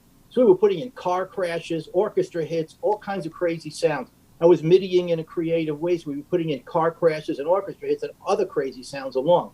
I was MIDIing stuff and creating synth textures when the lights were down. In one section, we had these crazy drums where we enhanced the drum machine with a huge kick drum. We were having a great time putting it together that night. Sure enough, Miles comes in, starts to play, and bang, there was the reaction. I believe Marcus was sitting in the room with Miles playing soprano sax. Marcus was sounding good. Miles was really digging it. It was another innovative and effective form of production, and Miles was totally up to it. As we were doing Don't Lose Your Mind, Marcus decided that he was going to use Michael Urbaniak to add some violin. I think the idea came from Miles, who actually asked him about that Polish violin player. Michael was one of the early fusion guys who was playing in the U.S. He was a star in Poland who came over to the U.S. with his wife, Ursula Dudziak. They created a scene in New York for themselves. Michael was a talented guy who can play jazz and fusion with an interesting sound. Michael showed up in the middle of the studio and brought his mother and his new girlfriend from Poland. So much for Ursula. He was going to introduce them to Miles, but Miles was not there. Miles did not come. I wasn't there when Michael played, but the work stands on its own. It was really good. Omar Hakim played hand drums on the stuff. Bernard Wright played synthesizer on a couple of parts and Don't Lose Your Mind. We played some funky Matrix 12 stuff we did. During this time, my relationship with Miles was unfolding slowly. He was at times standoffish because he didn't know me, but he liked what I brought to the table. A few times he would call me over to the piano and ask me to play this for Marcus, and I would go over and play it for Marcus, the different changes. So slowly he began to open up and feel comfortable. One day, Miles walked into the studio wearing this amazing sweater. It was so bad, I was knocked out by it. I said, Miles, I really dig that sweater, man. That's happening. I'll take you shopping with me one day. I said, really? He goes, yeah, but you better bring your fucking American Express card. You're going to need it. So we laughed about that one. The more we hung out, the more it seems to warm up. To me. We continued to eat some great, cool food from 10th Avenue restaurants, and things continued to move slowly. Although we were recording at Clinton Studios, we didn't have a lockout. So while we were there recording, the room was available for mostly jingles and film scores. That meant that after we finished every night, I had to pack up all my gear up regardless, because sometimes it would be last minute booking, or maybe no one would book the room. Since no one really knew in advance, my nightly ritual was to pack everything up just in case. The hourly fee for the studio times for jingles were 3 times more than that of a record date. There was really a good assistant engineer named Maureen Thompson. She knew how to use the Publison and all the peripheral gear Clinton had. As I said, Clinton was a studio that did a lot of jingles and film scores, but not many albums. Projects that just did a studio lockout. It was kind of that kind of situation. We moved forward to a cover tune. The tune was Perfect Way by Scritti Politti. The funny thing was that Tommy had told that he had given Miles all of these albums. After listening to everything, Miles came back to Tommy and said that he wanted to do Perfect Way. Miles didn't even know how to pronounce Scritti Politti. I knew David Gamson, who wrote the song. I was so thrilled to tell David that Miles was doing their song. It would immediately immortalize Scritti in a way. David was always very low key, but when I told him, it was actually a tone of excitement bumbling under. We began to figure out how we were going to do this tune together. Marcus decided that we would move through the parts and give our little spin to it. But basically, the song was what it was. We began working on it by doing bass lines, and we used the Prophet 5 and DX7 and a lot of Matrix 12. I was stacking the voices on the Matrix 12 and tuning them into bass lines. The Matrix 12 is a great synthesizer. For a little point, I would add the DX7. I also had my TX rack. We were beginning to get very damn dog tired at this point. We had cut Full Nelson, Tomas, Don't Lose Your Mind, and Perfect Way, in addition to the LA sessions I was a part of, though I was not physically there. Slowly but surely, this was beginning to come together as a cohesive masterpiece. We were near the end. One day, my wife Kathy drove in to pick me up. We had timed it so she would pick me up at the end of the session, but we were running over. Now to set up the story up, I must tell you that just a week before, Miles had kicked out the wife of another musician out of the studio. I won't get into the name, but a musician that was there and his wife was also there. To put it mildly, she wasn't a nice person. During my own brief encounter with her, the vibe sucked and left a bad taste in my mouth. So she was in the studio and Miles said, "Get her the fuck out of here." I remember that. He did not want her in there. Miles was an extremely intuitive cat and was spot on when it came to his particular woman's vibe. So the day when Kathy drove into the city to pick me up, I had to fix a few extra things on some of the tunes, and we'd be running overtime. Kathy isn't one for hanging out But anyway, because she doesn't want to get in the way or be a distraction. She knew about the incident the week before, and there was no way she was going to get kicked out of the studio because she didn't even plan on coming into the studio. The area around Clinton wasn't the kind of area where you could walk around a few blocks and kill time. So I told her to come in and wait since Miles wasn't supposed to be there that day. Everything would be fine. Kathy came in. I introduced her to Tommy. She brought a book to read and opted to go to the little producer's lounge out of the way. We're working on some stuff, and poof, Miles appears. Oh, man. Kathy was instead of quietly freaking out, but she was out of the way. Okay. Miles had been starting to realize everything is cool with me, and he really started to get into my vibe. A couple of times he called me Weedie. As crazy as that sound, he said it with a little affection, tease, undertone. Well, I was white. I am who I am. So Miles said that he was going to go into the producer's lounge where Kathy was, thought she was safely out of the way. The time had come. I told Miles Kathy had come to pick me up, and I would like to introduce him to her. So I called Kathy and I said, Miles, this is my wife, Kathy. Kathy, hello, how are you? He said. It's very nice to meet you, Miles, Kathy said. She shook hands, gave him a little sweet smile. She was totally cool, but quickly disappeared back to the producer's lounge. After about 15 minutes, Miles comes up to me and says to me, doesn't your wife like the music? I said, yeah, she loves the music. Then what's she doing back there? I said, well, she doesn't want to get in the way, which translated into she's scared. That she's going to get kicked out of the studio by Miles. Miles says, it's okay. She could stay. Wow. So I must have said that I was impressed. I think he picked up on her personality and vibe in that brief encounter. He looked at Kathy and knew that she wasn't there for any bragging rights or any to tell people she was hanging with Miles. We were working musicians, and even though it was a great moment, we were humbled in the situation. She was very laid back and cool about it. I would like to think that her attitude impressed Tommy as well. The last night of my participation on the record came. It was Friday, March 28, 1986. I was staying in New York, and Kathy came into the studio to get me. She had spent the afternoon walking around New York and had lunch in Midtown. Since she ate alone, she picked up the National Enquirer and Star magazine to occupy herself. Once in a while, she would get both buy those magazines to help her get an angle on a song title or some crazy idea for a tune. So she walked into the studio and pulls out this tabloid junk to a chorus of, what are you doing reading this crap? Well, within a matter of minutes, I looked over at Tommy. He had his shoes off and was laying up on the couch with his legs propped up, reading the Enquirer. I'll never get the picture out of my mind. Tommy lying there with his face in the Enquirer. Do you believe this shit? Where do they get this stuff from? But Kathy goes, you never know where your next idea will come from. The record was sounding great. Well, it was cool, but being so entrenched with it, we didn't realize it was some mind-bending piece of work that people all over the world were going to flip out over. But the vibe was definitely there. Eric was on top of the case with all the tracks. We were eating around 10 p.m. every night. We were getting dinner from a place called Roberts on 10th Avenue. The food was really good. And once in a while, we change it up and get some Indian. A number of months went by before the record came out. It was September of 1986. The phone rang and was one of the great keyboard players that I knew, David Frank, one of the baddest cats in New York. You might know him as the co-writer of Genie in a Bottle for Christina Aguilera. He also used the Oberheim system and had a band called The System, consisting of him and Mick Murphy. Some of the songs are You Are In My System and Don't Disturb This Groove. He was a very important cat and was pre-Scritti Politti. He never got the credit he really deserved for what he brought into the scene. So David calls just to let me know that he had been blown away by Tutu and complimented me on my work. He was so emphatic about how much he loved the album. He said he was trying to get a hold of Marcus, but he wanted me to convey to him how much he was really loving the album. The buzz was that Tutu was exploding in Europe. It was a whole revelation over there. I have a gold album that Miles gave me from the album sales in France. I hadn't seen Miles for a while. I went to the release party in New York. Miles was making the rounds in the room. Cicely Tyson was with him. Suddenly he stopped and made a beeline over to me and gives me a big hug. He introduces me to Cicely, whispered something to him, and she shook her head and gave me a warm handshake. I said to him, Miles, thank you. And he goes, yeah, it's a bad record. Yeah, it's really cool.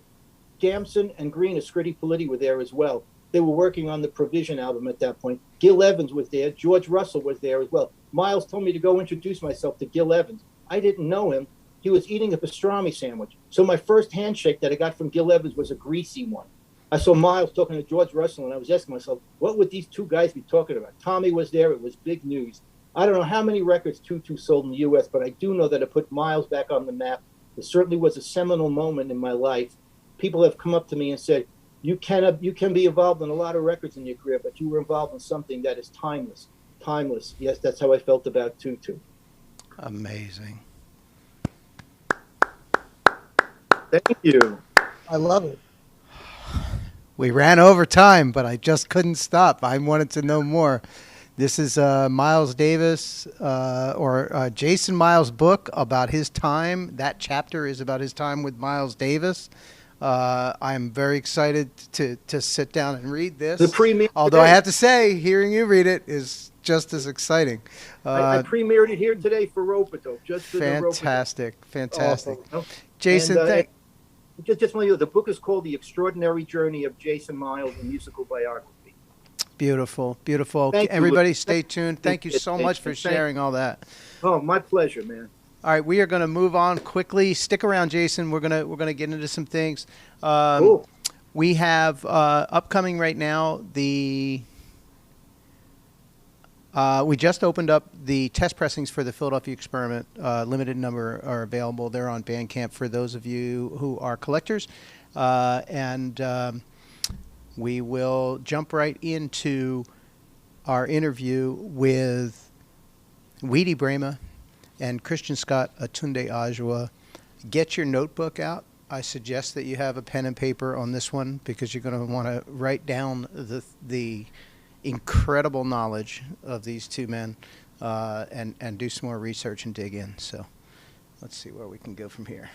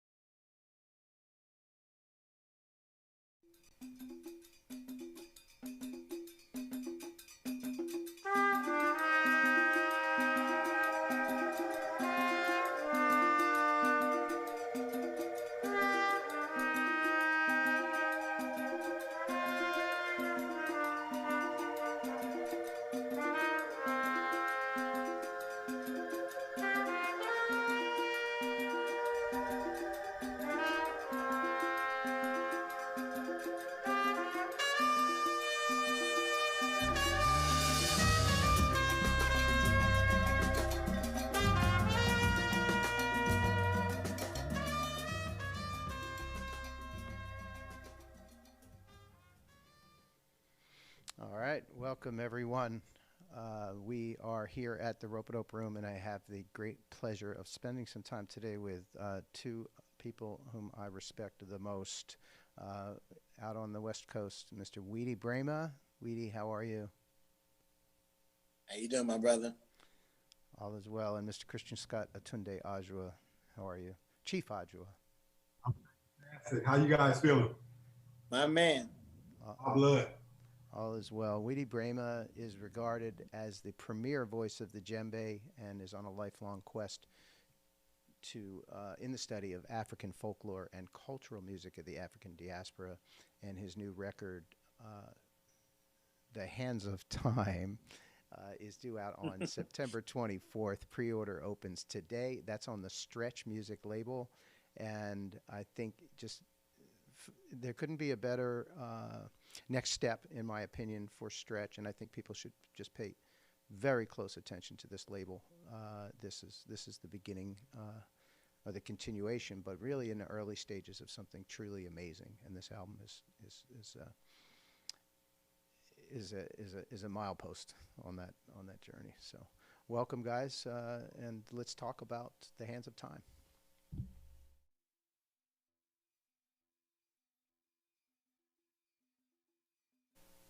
I was in the city. I was working with, a lot of artists.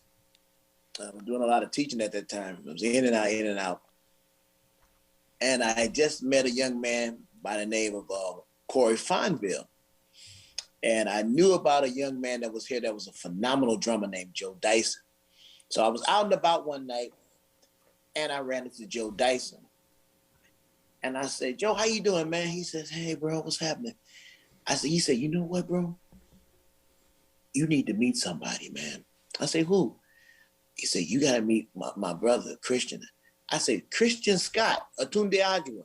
I say, this guy, he played Casa. I said, he plays Casa. He knows African music. He said, yeah, man, we've been studying at his house. I said, what? He plays doing so I'm over here wilding out because he had an understanding of folkloric music at a time where I was like, all right, who's going to be the one? I'm trying to find out when can we meet the person that's going to be able to bridge genres so we can really do this. So I said, man, if you can link us, man, please do. The same night, I spoke to a guy by the name of Corey Fonville. And me and Corey was rapping. He says, hey, man, you really be Christian. Y'all both titans in y'all world, man. And plus, he's all into the African thing, man. So it's like, he said, but I think that's really cool. I'm about to call him right now. Come to believe that Christian was coming in town a week later to record Ruler Rebel. And I called, I say, brother, how you doing? He said, man, I love you. I told him, I love you. I love your work. And from that day, we've been in. And we've been brothers ever since. It's been an honor to actually work with a person who really takes folkloric way of life serious. Both from the Afro-Indio culture, as well as African culture. And I can honestly say it's been an honor to just walk side by side with a person who has a heart and a mind and knows the importance of this folklore. So for you, brother, I can't tell you nothing but a love and thanks, for that's how I met Christian story. It's mutual, man. And I think that the what was craziest to me about it, just in terms of synchronicity, is that our families have been running together for generations, but we didn't. Right, so so many New Orleanians would know. Obviously, Weedie's great uncle is the great Idris Muhammad, right? And so obviously we know him as arguably one of the greatest drummers and artists of the 20th century music period. But in New Orleans, he's a king. Now, when I'm growing up and coming up in the traditions that I come from, my Uncle Donald, this is maybe 2000, from 2001 or 2 to maybe 2012. He led the Congo Nation, his tribe. And Idris Muhammad was the trail chief or the second chieftain in that cohort for many years. So my relationship to him wasn't just a musical relationship. It was also me looking at him as a Baba in our culture. But I didn't know that Weedie was his great nephew, right? Obviously, multiple generations, he knew my grandfather. Our grandfathers, are aware of each other and ran in similar circles. So it's strange when you have those moments where even as adults, I think a lot of times you think about, especially for musicians that come from our kind of cultural space, you usually meet as children, right? Like I met Trombone Shorty when he was maybe 4 or 5, I was maybe 6, right? So in New Orleans, you usually meet when you're really young. But it was really odd to me that Weedie and I, having so many points of connection, didn't meet until we were in our mid 30s, really, almost 31, 32. Yo. So yeah, and we've been kicking the can around since that moment, but we were meant to be together. So as much reverence and love as you're showing me, it is completely mutual. And Chief don't bow, but I bow to you because I love you, and I know what you're really about this music. And so when people are framing things and we're saying that, you're one of the leading exponents on these instruments for what's going on in this generation, I know that you are the master level, not just djembe folder, but conceptualist and composer for mixing all of these things in this generation as well. So I think that needs to be said. So the synchronicity in terms of playing and our families and all of the things that we're developing, none of it is an accident, and we were supposed to be together. And Chief. Beautiful. Well, let's dive right in. This album, the one word that comes to my mind is monstrous. There is so much to digest, to take in, to understand, to learn, and to find, your space and joy in with this record. And I think it's the kind of record that you could play a couple of hundred times and still find something that you didn't notice before or feel before. And that, that's a timeless record in my opinion. We heard Ships Come In, I believe, on the intro. Yeah. And let's frame real quickly how the album came together and what your intent was with the album, and then we'll jump into another track. Well, one of the most important things for me is that I've always wanted the djembe to have his voice. It had to have his voice. You know, I've been able to play with a lot of people, and I've been able to, you know, create a voice and a lane for me to be a djembe fola in this music. But at the same time, I wanted the people to gain the respect for the instrument as it's just deserved. I mean, we're looking at an instrument that in a field that I'm the last one hired and the first one's fired as the quote unquote word percussionist. Right. So to have a sound that's created for the listener to understand that this djembe or this instrument has the same voice as a classical piano or as like Trump, or as like Christian with his trumpet, or as like, you know, anyone, I mean, Terrence Martin with his saxophone, Corey with his piano, it has the same voice. And it's now starting to get the respect that it deserves. And it's all, the music and the sound was all just my life growing up in the house that had folkloric African music, jazz, funk, more folklore, true New Orleanian folklore, Afro-New Orleanian folklore inside of it. And so I said, you know, I've always dreamed to find a way to implement those worlds and to really find a way to kiss each other and hug each other without saying, okay, well, you can only do this because you play this instrument, and well, you can only solo on this song in 6/8, or you can only do these things. And so for me, what you're hearing is my story of who I am as a musician, as a djembe fola, as a composer, as a human being. So more you hearing is more my heart is going. You're listening to my story. So the songs you hear in the line of how they go, you're hearing a story about my upbringing and where I pray that it goes. Not for just me, future djembe folas and folklorists and Afro-diasporic music in the future. That's what you hear. That's what you hear. Excellent, excellent. Let's jump in and play the track that is coming out today. This is called Weedie Foley.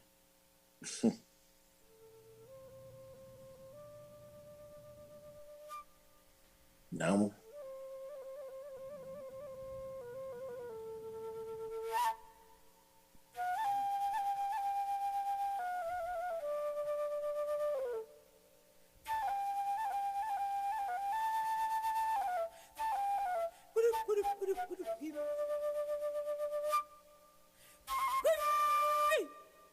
Mm-hmm.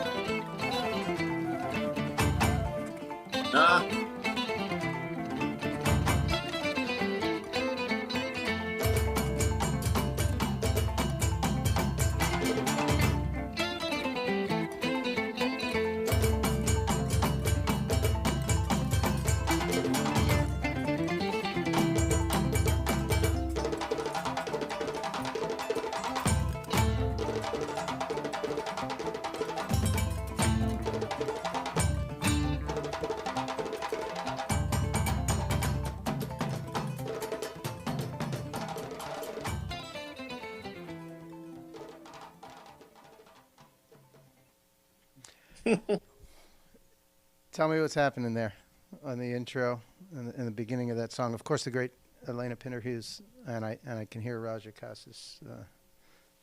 That one is not Elena. Oh, really? No. I made an assumption.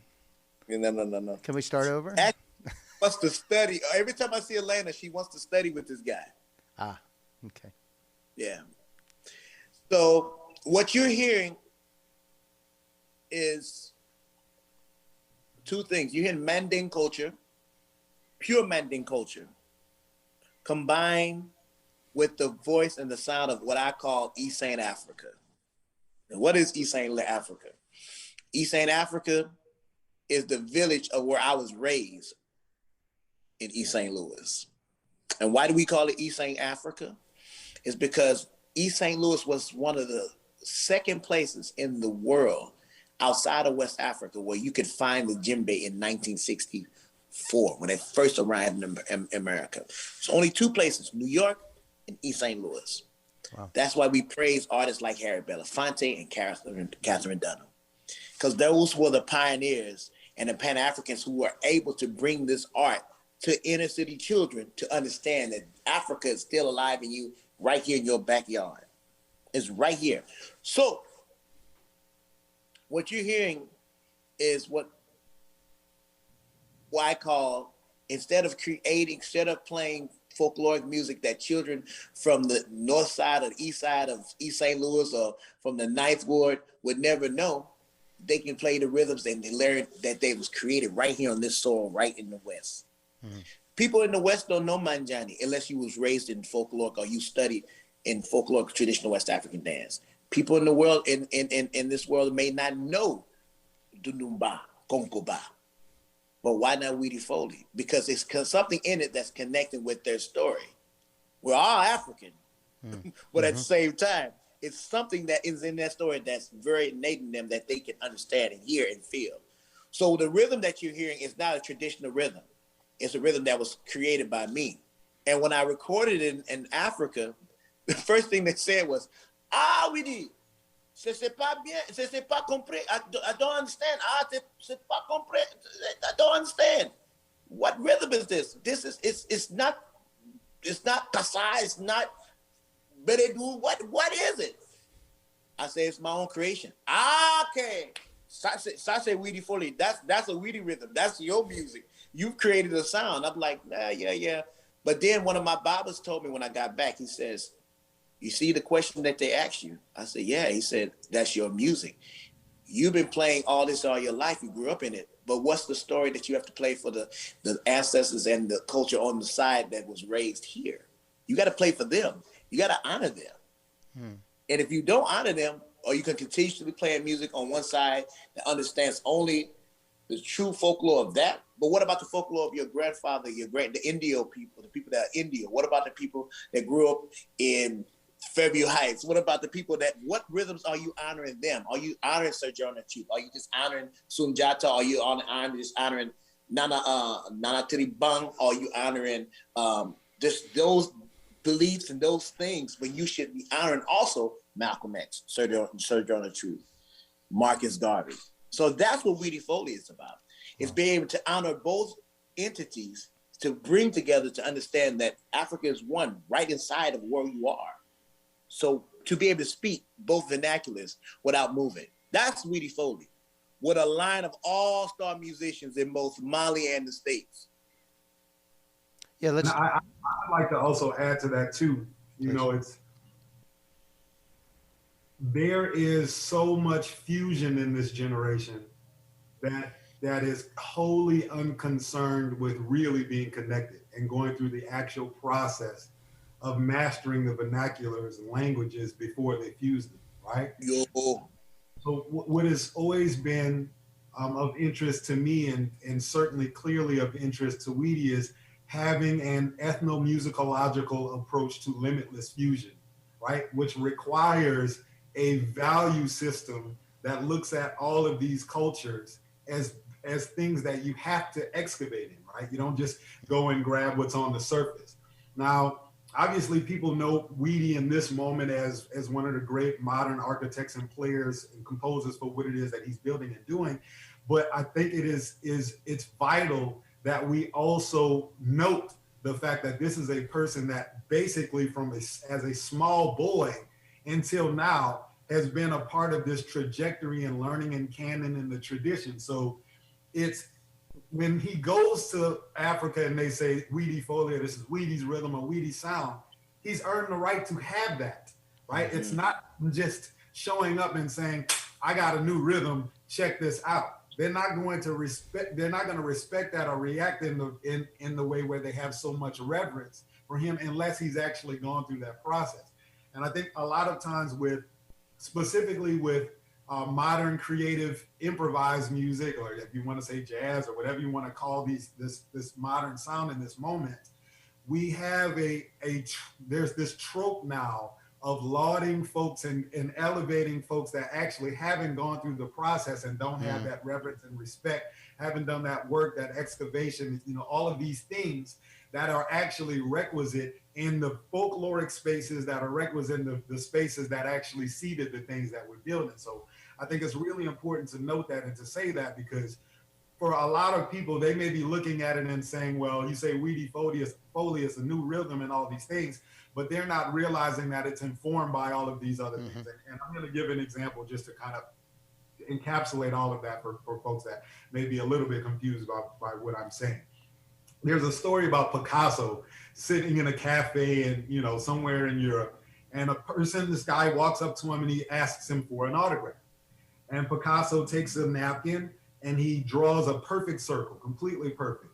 He gives it to the gentleman. The guy looks at it and he says, what is this? This is, I asked you for your autograph. And the guy's incensed by this. And so Picasso takes it back and he looks at it and he says, this is a perfect circle. And the guy's like, yeah, but it only took you 10 seconds to make it. And his reply was, well, actually, this was more valuable than my autograph because it actually took me 50 years to make that. Right? So the point that I'm making is that when we're dealing with stretch music, when we're dealing with the sound that Weedie is building right now, which is like the global stretch music, right? Yep. You also have to be clear in the fact that this is not something that just happened because he was interested in mixing rhythms, or something that happened because he wanted to just create a sound that was different. I have these conversations with my uncle a lot about sometimes how easy it can be to be original, right? It's like you might find someone that can't play and they play something, you say, well, that's an original sound. But that's a completely different level when you actually go through the full process, because it means that the things that you're doing have a root in something, right? So to me, and this is just my opinion, this is the thing that differentiates Weedie and distances him from all of the folks in our peer group that are trying to actually mix these rhythms. Because this is a person that from a baby pretty much is immersed in that full culture, from everything from not just the exhibition, the narrative aspects of it, but also in terms of how to openly and fully communicate with dancers. Those aspects of playing this music are ones that people are not paying attention to. But it is really important in this moment that we follow the Babas that actually understand on a comprehensive level. So this is, what I had to say in this moment when I'm hearing those breaks leading to what we know is an incredible composition. But when you hear that, this is not somebody just playing at a djembe. That's informed by 30 years worth of excavation and hard work. It's funny. It's funny because a lot of times, and it's like Christian just ended with a great point. A lot of times when people hear the phrasing of the drum, they says, "Oh man, those are amazing cadences," but they have no clue that I'm actually saying something that represents what is about to happen. It's a part of the composition that a lot of people don't look at. And sometimes we say, we all have old saying, it says, you never know what your left hand do if your right hand doesn't slap. You know what I'm saying? So for me, Weedie Folia is special because this is also going to teach and uplift and inform and open the door to future djembe folias who will understand that you don't necessarily have to go this route. Right. And that's what I did for years, whether it was from the naming ceremonies, the dance classes, the actual dance companies, the ballet companies, the works, you can have your own voice in this and still open up your way by still keeping your tradition. Amazing. Yeah, I mean, so many thoughts come to mind when you're both talking about this, and I guess just we live in a time where it's easy to make copies, and everybody thinks, well, that just do that, But really, you got to go back and transcribe and get the real information, and also speaking to what Weedie's saying. Go ahead, Christian. No, that's a really important, I think, component of it as well. Is I think because of the academic component. Casting such a large shadow on how you actually develop musically in this generation. A lot of times we miss the fact that, like, if you didn't live it, it's hard to express it. And I what Weedie's about, what we are about, is effective communication, right? And that is something that comes from chewed on experience, right? Like I could, I could make you some, let's say some speckled trout or something like this, and have a honey wasabi sauce that has all of these things. And you could conjecture as to what that tastes like, but once you taste it, you will never forget that. And it's the experiential component of this that I think is really important to highlight as well. Because it's one thing to do the work in the lab and the books and listening and all these things, but if you're also not willing to actually go and communicate and be with the people and have those expressions, your approach and the level that you can get to in terms of effective communication will be limited. And so it's important to clarify that. You've got to go beyond cognitive understanding and dig in deep until you get to the root, to the heart, is another way that I would phrase that. And this is so great because, like, getting these albums for me is like school. Like, this is my education. Just the other day when we were trying to figure out what genre, it asked for a subgenre on one of the services, and oh no, it asked for what language the vocals were in, and Weedie answered with a language, and I mean we spent an hour navigating through the 1,500 to 2,000 African languages, and couldn't find that one, right? So it opened me up right away. Hey, Monday, Bamana. Hey, Jay. Come on, go. Well, let's jump forward here.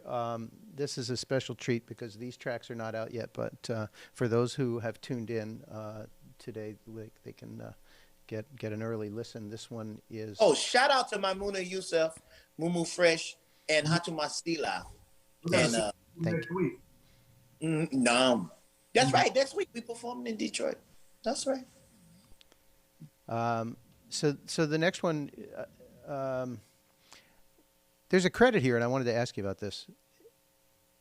Featuring Corey Henry, Christian Scott, aTunde, Adjuah, and then The Hands of Time. That's just referencing the album, or is that referencing like a group of people who are part? That's my band. That's the band. Okay. That's Got the band. It. Okay.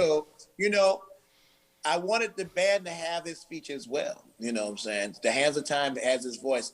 And I have to say, without them, I'm nothing but, a piece of feather. And so I'm honored to work with those amazing men, amazing human beings, amazing musicians, Raja Cassis, Munir Zaki, Luke Caranta, Sam Dickey, Sheikh Ndoye, Shay Pierre, Courtney Smith, what else am I missing? We're gonna run all the credits and put them all up there. Christian Scott, that's my baby too. He's in my band. Yeah, I've heard of him. I think aTunde Adjuah is my cousin. Yes, in Berlin. All right, let me see if I can get set up here. I love that dude too much, guys. I'm sorry, I don't have sense, but I truly love this brother. Christian is good to me. I'm sorry, y'all. The funny thing is I think, when people see us together and interacting, they think we grew up together because our dynamic is, and I don't know if that's sort of the ancestral memory coming back at it because our families have been running together for so long, but the love is beyond mutual. And I felt like from the moment we started recording Rule the Rebel that my entire musical life, I've been waiting on you, looking for you. And, and to finally be in a space where we can build what it is that we're building as two pillars coming from two different spaces, but with the same focal point and intention. It's like the gratitude, it goes both ways, my brother. Yeah, I love you, man. You You're gonna guys- hear a lot of that in this interview. So There you just go. let y'all know. You guys have been living in the same spiritual space for quite some time. I'm actually staying in the same house and didn't realize we was in the same house. Yeah, that's crazy. All right, here we go. Let me see if I can cue this up.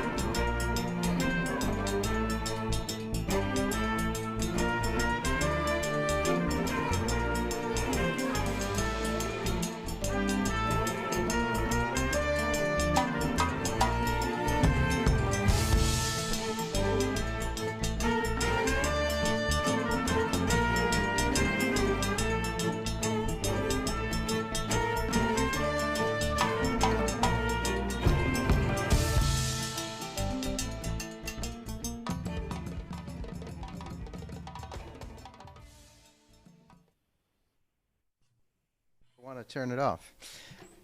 Sorry. This sounds completely different. This is orchestral. Tell me what's happening here. Sako Dugu. Nefama Sako. Sako Dugu is a old folkloric song that comes from the Jelly tradition, Manding tradition, from the land of Sako. Over 700 years old. It's a long story, but we're not gonna go there. But one thing that's why I picked that song is because emotionally in 1991, I met a griot by the name of Tata Bambu Kuyate. And when I met Tata Bambu, I heard her sing this song. And since that time I heard that, it has never left me. I seen her singing live. And when I saw how she expressed and how she was able to verbally bring about the legend and the story of Sako Dugu through her voice, through her emotion, it was at that time it showed me the importance of the work of Jelly, of griot. What does Jelly and what is a Jelly? Jelly is the oral historian. In order to be Jelly, you must be born of that blood. And what she is, she's direct descendant of Kuyate, direct descendant. So the word Jelly means blood. So be Jelly, you must be born of it. So to have this Jelly sing and hear this song from the 90s to now, I said to myself, when I do my album, I'm going to do this song. But I want to do it in a way that's going to touch the hearts of a lot of people. So then I called, of course, Christian. And as well, I called the brother who's playing strings on there. Dave Edgar is amazing. So I got to shout out Dave Edgar because he's just an amazing artist. And when I told him what I wanted him to do, he says, hey, man, I also have an idea. Can I go one place in the middle of the song? I says, yeah, man, but don't go too far because, you know, we can't go too far in the ether yet. He said, I got an idea. So when he sent it back, I remember looking, I called Christian. This is so funny because when I was working on the album, I would call Christian. I said, Christian, you got to hear this shit. Oh, I'm sorry, I don't know if I'm supposed to be cursing or something. I said, you got to hear this shit, man. I met this dude named Dave Eargard, man. And I wrote up some stuff for him, but he had an idea. You got to check it out. So Christian and me got to think. So when he sent it back, he FaceTimes me like, man. So I said, I think we got it. So make a long story short, Sako Dougou is truly folklorically classical Manding music, Jelia music.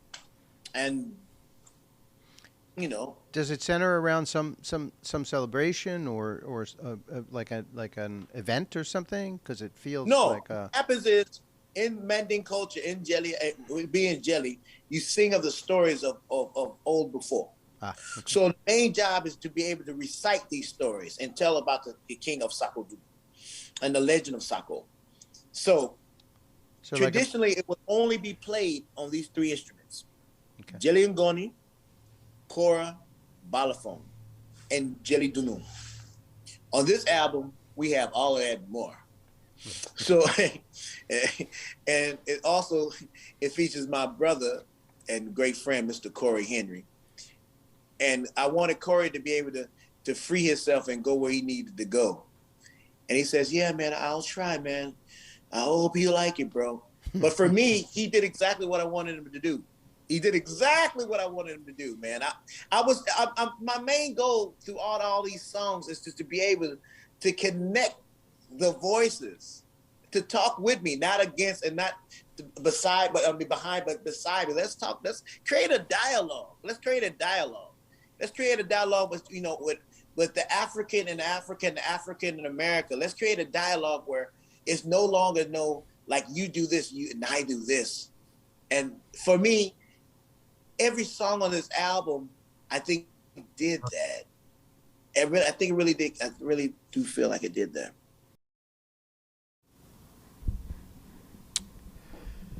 Weedie Braimah, in his own words, like I said, have your notebook out. There's so much information in there. I think I commented a couple times. Can't hear you, Lewis. Weedie Braimah. There we go. For the record, there are two mics with the same name in my system, and it has not been an easy thing to figure out which is which. Weedie Braimah, in his own words, in conversation with Christian Scott aTunde Adjuah. That is absolutely amazing. And like I said, have your notebook out because there's a lot of information in there, and you can play that back. I mean, there's so much that he covered. I'm a student at this point, but the album is amazing. The second track, Weedie Foley, came out today, and pre-orders are up for The Hands of Time. That's weediebraimah.bandcamp.com. We are very late here. We still have the second half of the Joe Alterman and Ramsey Lewis interview. We have some new music and a video from Chilitrate. I've just opened up some limited edition copies of the Christian Scott Stretch Music album in blue vinyl, as well as the test pressings for the Philadelphia Experiment for collectors out there. And we're just going to do a real quick thing here. Philadelphia Experiment, we've done an entirely new thing, Fabian. And yes, I've regretted it a few times, but you know what we've done is really special and really new. If you're not familiar with NFTs, non-fungible tokens, it's a blockchain system to establish ownership, a certificate of ownership, if you will.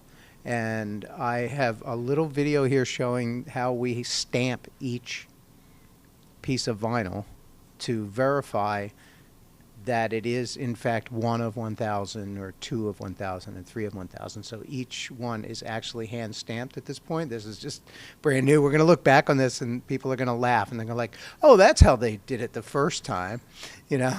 but it's pretty exciting, and it's up. Vinylregistry.org is the website to go if you've purchased the Philadelphia Experiment and you're familiar with NFTs. Great, just connect your MetaMask wallet, and we're ready to go.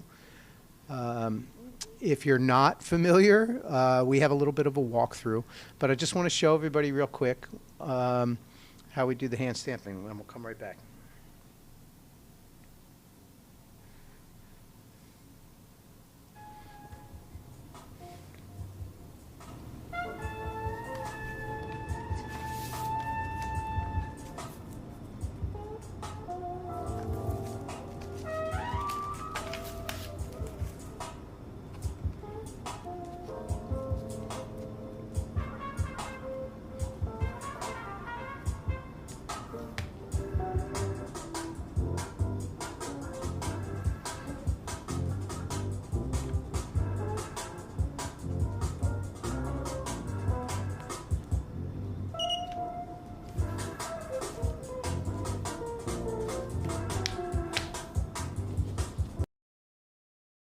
Love the homemade template.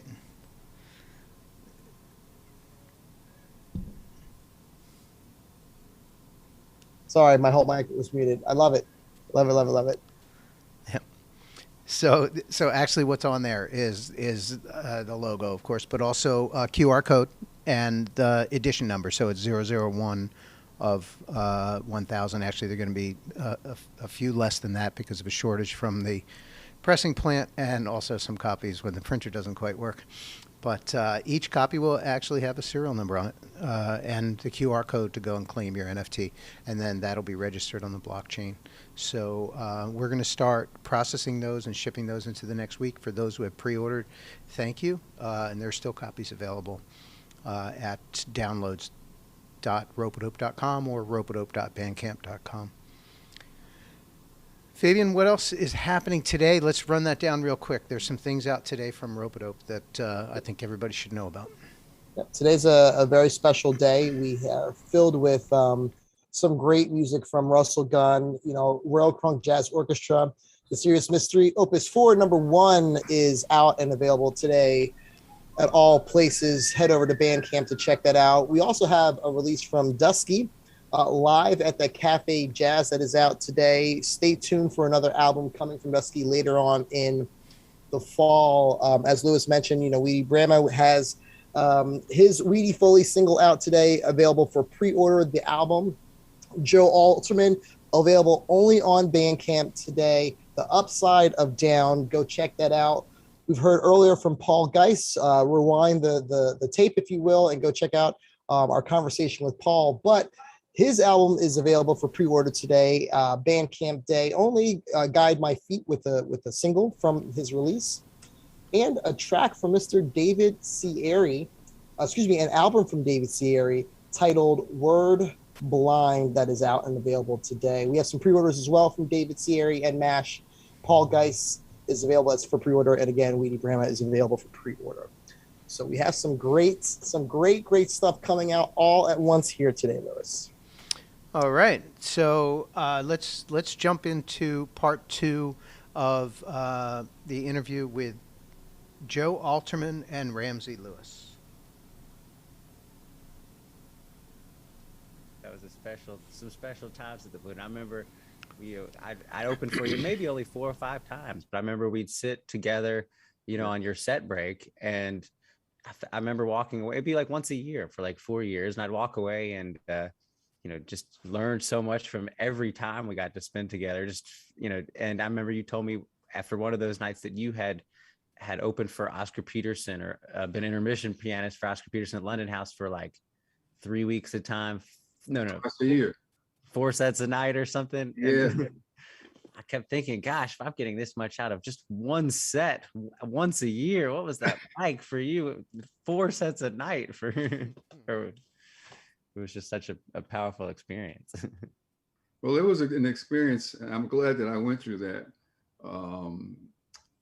before there were hit records, playing. There's the house trio at the London House, because the London House was a piano room in Chicago, Mr. Kelly's was the vocal room. They had Barbra Streisand, Sarah Vaughan, before they were mega hits, mega stars. It's 2:00. But London House was the piano room, and George Shearing, Earl Garner, Oscar Peterson, all the top piano players played there. And we were the intermission trio. And when they got through, we went up and played.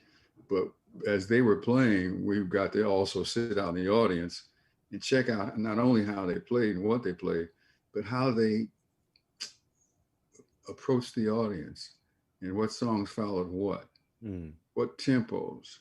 And the London House was a restaurant also. So it was known for its steak. Make a date with a steak. Make a date with a steak tonight was its logo. And during prom time and graduation time, twice a year, they made a special deal for kids to come in. And it was just interesting how George Shearing, Oscar Peterson, Earl Garner, and those people reached out and got these kids to either quiet down or whatever and check out the music. And I'm like, okay. When all the kids weren't there on other nights, they might play a few more ballads. But when the kids were there, they still play some ballads, but they would do this or do that. And I'm learning and say, So it was a great thing being able to sit out in the audience and watch people like that. So you were in New York at Blue Note, and you got to watch a whole bunch of people. Oh yeah. Man, what was that? It was special. You know, I actually started out at the Blue Note as a student intern. And my first day, we're helping them out in the office. Oh, wait. What does that say about your ability to play the piano? As a student intern, I played two notes. No, what are you doing here? Well, before I even got a gig there, I had it was through my college. They set up me to just meet everyone at the Blue Note and, work in the office, basically. It was kind of like an office job. And that's they got introduced to my music through that. But I remember the first day on the job, they said, Joe, can you do us a huge favor? I said, sure. They said, we're really sorry to inconvenience you, but McCoy Tyner's just sitting all by himself. Will you just go keep him company for 2 hours? I said, boy. What? And I was just obsessed with Hank Jones at the time. And I said Hank Jones. Yes. Oh, yeah. And I said that to McCoy, and he said, let's go down to the piano. And he took me down to the piano, and he played like Hank Jones for 20 minutes. And it was really incredible. It was spot on. It was so special. Yeah.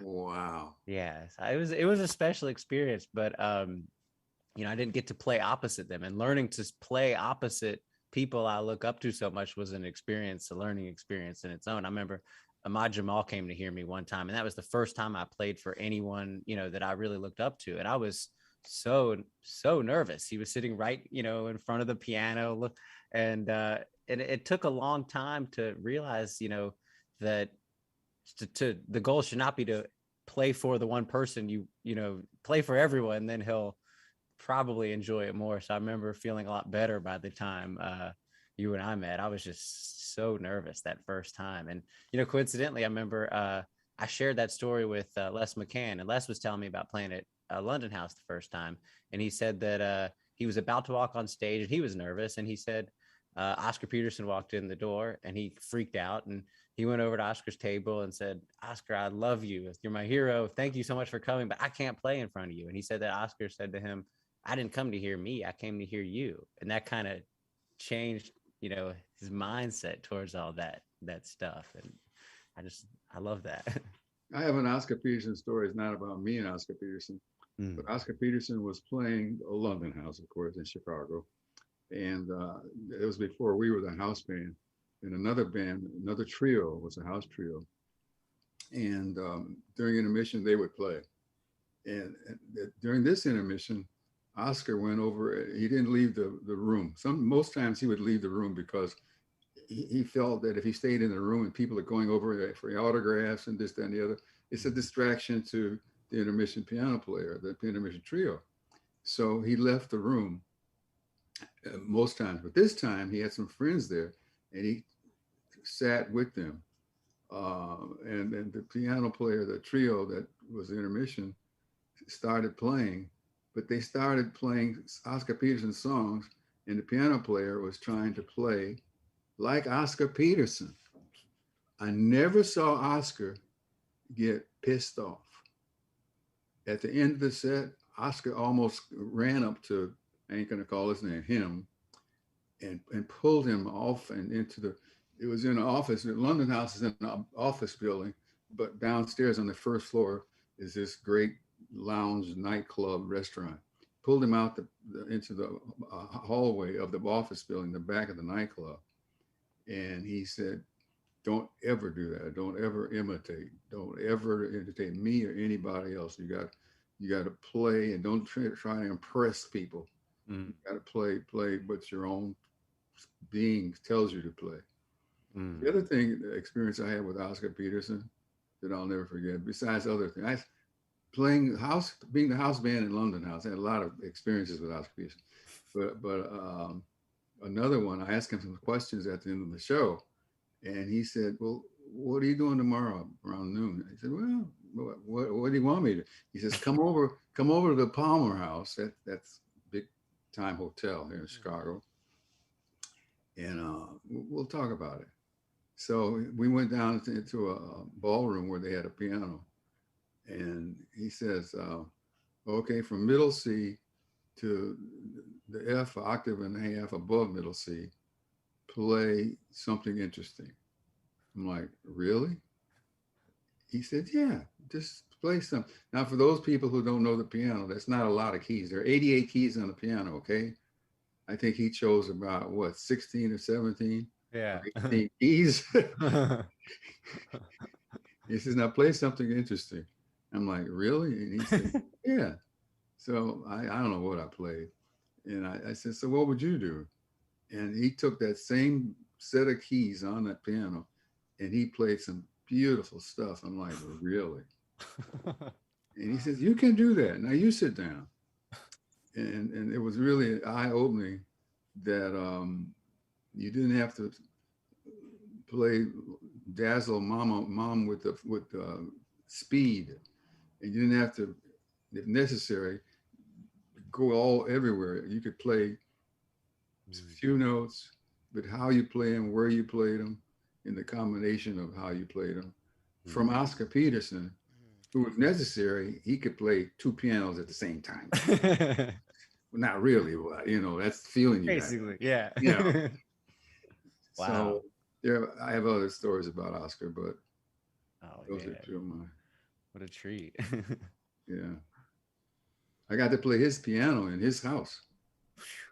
Oh boy, man. He had a Bosendorfer. And Jan and I, my wife, we went up there. I forgot the occasion that brought us up there. And we went downstairs. And at first I was afraid to touch it. I said, I don't want it. So his wife said, got her name. I know her name, and it's leaving me now. Kelly, I think. Maybe. Is it Kelly? I think so. Yeah. She's just going. Anyway, to play his piano in his music room in his house was a huge, huge thrill. And I guess I'm making a lot out of it, Oscar Peterson. Oh, but those who don't know Oscar Peterson, check him out. Yes. Kelly is correct. At least that's one of the answers that is listed on Google. Something just happened. Yeah. Yeah, I'm having. Are we all right? I'm having the same problem. Check. My mic is going out. All right, fellas, bear with me a second. Fabian, why don't you jump in? Keep the conversation going. I'll fill in the blanks. Guys, can you hear me okay? Yeah. Excellent. Hearing all these phenomenal stories and anecdotes about your experiences with so many great musicians of our times. I'm almost literally speechless. I can sit here all day just asking, well, what else happened next? Well, what happened after? What happened after that? You know, but my curiosity leads back to both you and Joe's, you know, relationship. So I understand the catalyst of where things began, you know, down at the Blue Note. And I'm curious on the evolution of your experiences together, and you know, whether it was playing and more on the friendship side. You know, my experiences with you know, just being in an opportunity to speak with great musicians is there's so much more than just the music that we learn from one another. And Joe, I'm curious, you know, what are some of those life lessons that extend beyond the 88 keys of the piano that you may have been inspired by Ramsey, you know, in your years of knowing him? What is something that, you know, you can share with us here today? Oh, there's been a lot. I mean, for one, I would say that, you know, I lived in New York for about 10 years, and then I moved back to Atlanta, and I was really nervous about that move. And I remember, you know, a lot of people were not supportive of it. Recording in progress. Oh, oops, sorry. All good. You're good. Yeah, I remember, you know, when I was moving back to Atlanta or considering it, a lot of people in New York were not really, you know, encouraging me to do it.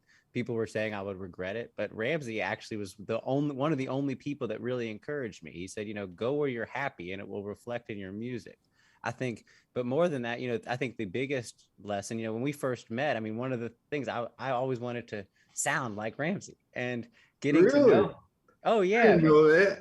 Yeah. But I think, you know, getting to know you, and I picked this up pretty early on in our friendship, was that, and you really impressed this on me without saying it in words exactly, was basically, you know, you're not going to sound like me because you haven't lived the same life as me, but you've lived a cool life and you should lean into that.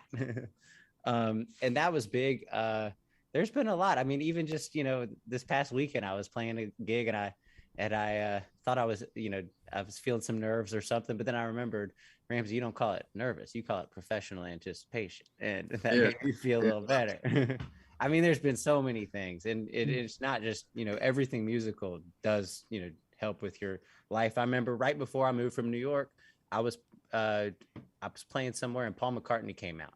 And I took that as a sign that maybe I should not be moving from New York. And I remember sharing that with you, and you said to me, look, that's really cool that Paul McCartney was at your gig, but imagine he comes to the next 50 of your gigs. It's only going to be cool for the next like 4 or 5 times. And it was true. You know, it gave me a different perspective, and I didn't really see it as, take this as a sign as you should not move where you want to move. Yeah. Well, you know, speaking about the jitters, there's a professional word for it, but I can't think of it at the moment. I thought that I was the only one that got the jitters before we went on, until I read it was a very popular classical opera singer making tons of money, thousands of people coming to see her. And she said she was good in the dressing room and she was good, this, that, and the other. But as they were walking to the stage, just about to go on, and as she was standing there, there was this moment of anticipation. And she had to kind of relax and tell herself, okay, here we go. And so that helped me quite a bit, because I thought I was the only one that said, oh boy, here we are. Oh, look at all those people. Are they so, oh, they are sold out. Look at that, right. And then when I read about her, I mean, she's dead. Wow. Okay, and I forget, there's a term for it, which I can't pull up right now.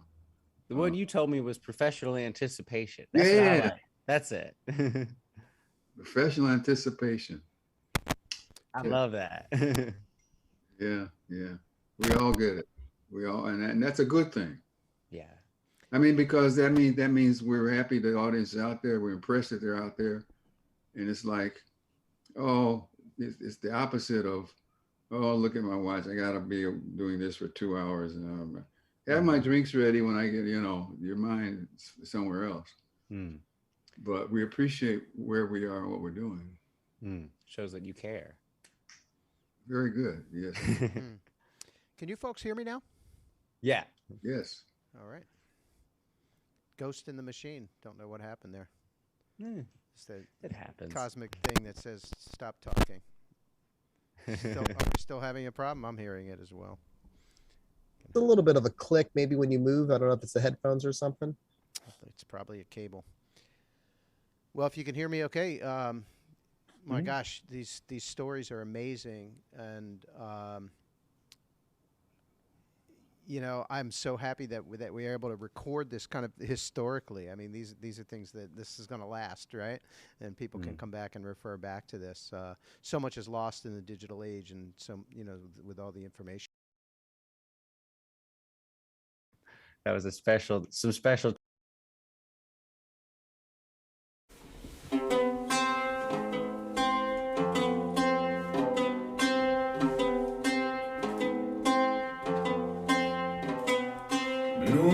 Nunca finxen nada, non sendo cousa de retranca. Camiñar flotando xa non é excusa para ninguén. Claro, máis que morto, filón esgotado, xuntos formando un novo ser, unha civilización.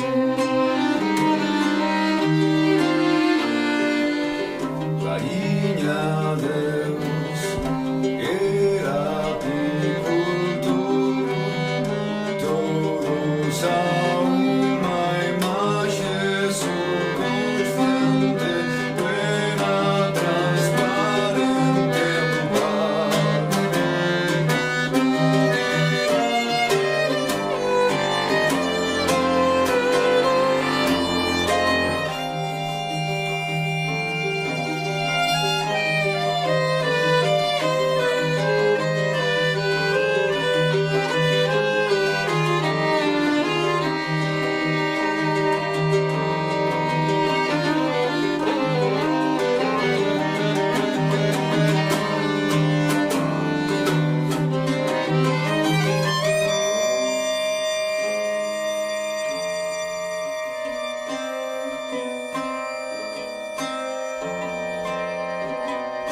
nunca finxen nada, non sendo cousa de retranca.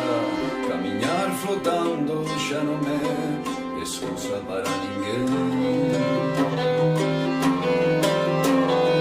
Pero máis que morto, filón esgotado, xuntos formando un novo ser, unha civilización.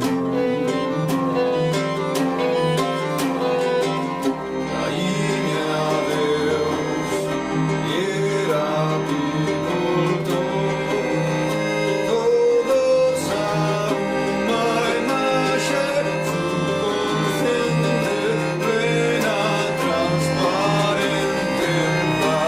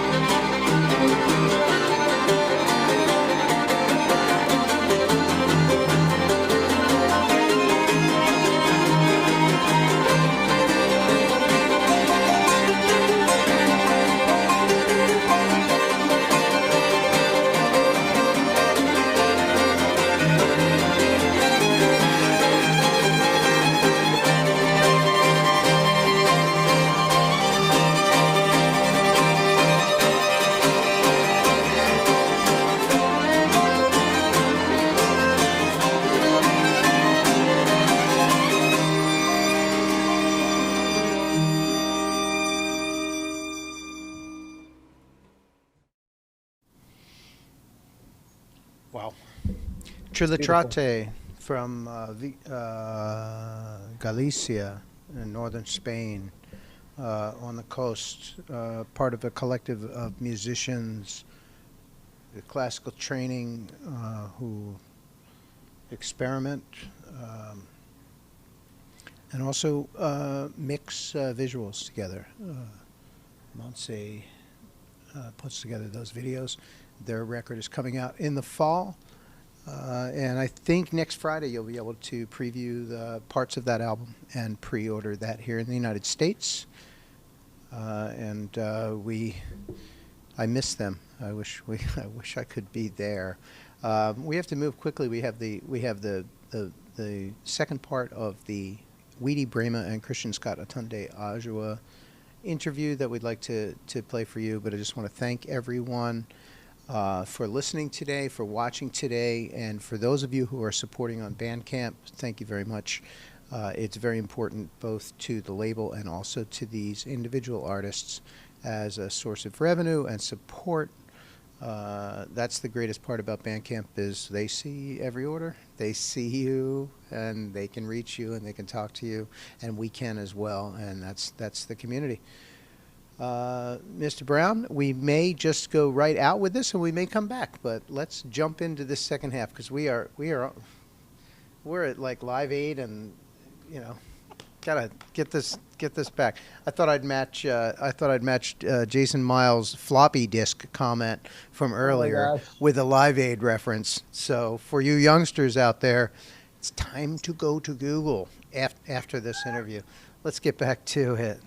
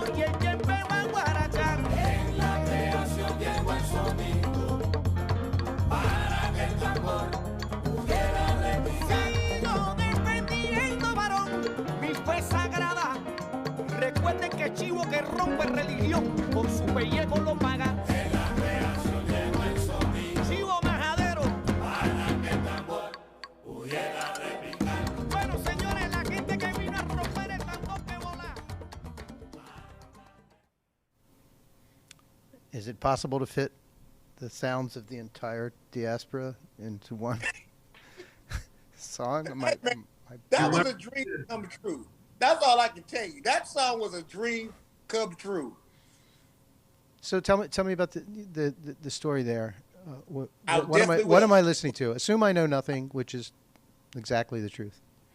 I have to give a big shout out to my a good friend of mine, which was part of that, Carl Govinston, of a project called Moja.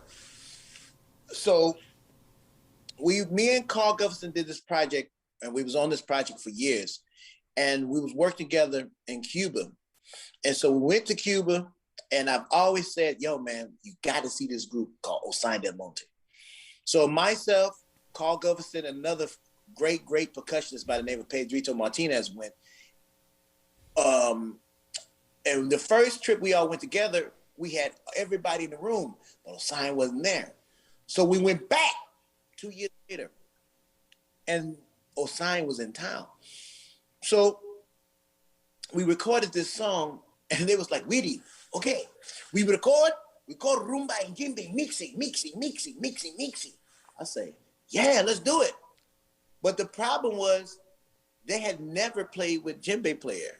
They loved the instrument. They was looking at the drum and was like, and they was hitting the drum and was having perfect technique of how to hit the drum, but they wanted to understand the mechanics of how it would fit. So how we did was, because myself and Munir Zaki, which is another phenomenal artist on the album, phenomenal artist, we understood the conversation and the language of the style of music that they play, which is called rumba. Rumba is the music that is the heart of Cuba. And Osain Del Monte, I must say, is probably one of the greatest rumba bands that's in Cuba right now, hands down. Hands down, of our time right now. We're watching in real time, like Muñequitos de Los Muñequitos de Matanza was. We're watching it in real time of a legendary group being born and rising. So when we were working together, we were able to play these rhythms that would fit into side of clave. So everything in Cuba is a damn party. So as soon as we found out where we was at, the rum came out and we started jamming and we moving. And they was like, okay, Ropeadope. I said, what the hell does that mean? And he's like, I was like, what the hell is Ropeadope? Beat the leather. I was like, and me, and I don't have any sense. I was like, beat the leather. So then, right. beat the. We're not in downtown New York. Yeah, this is in Cuba. It's probably about. Go on. So they beat the leather. So then they said, well, you know, for dance, I mean, all for the hands. And so the leader of the band is a gentleman by the name of Adonis Pantoron. He's a folklorist. And just like his rumba ensemble, he wanted to see his style of music evolve.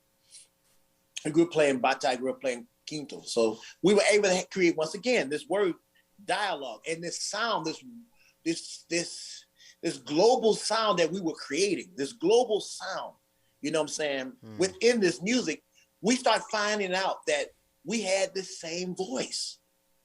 We had the same voice of how we approached the phrasing of the music. And it was a very eerie moment. Once the listener hears in the middle of the song, the vibe of the music changed. Because at the middle of it, this global sound started going into our own, we start to find our identity of how we approach the music and how we played the music. So it became almost Christians, like how me and you go on stage. It became a relationship where it was touching. It was, even for him, we could tell that if we didn't stop once the music stopped, it would turn into a tear of joy. It would be tears of joy. So what you're hearing is the emotional content of what Tears of Joy will bring through our hands. So Ropeadope, a party like no others. I mean, there's a party on the album, but that song is definitely the party of the album.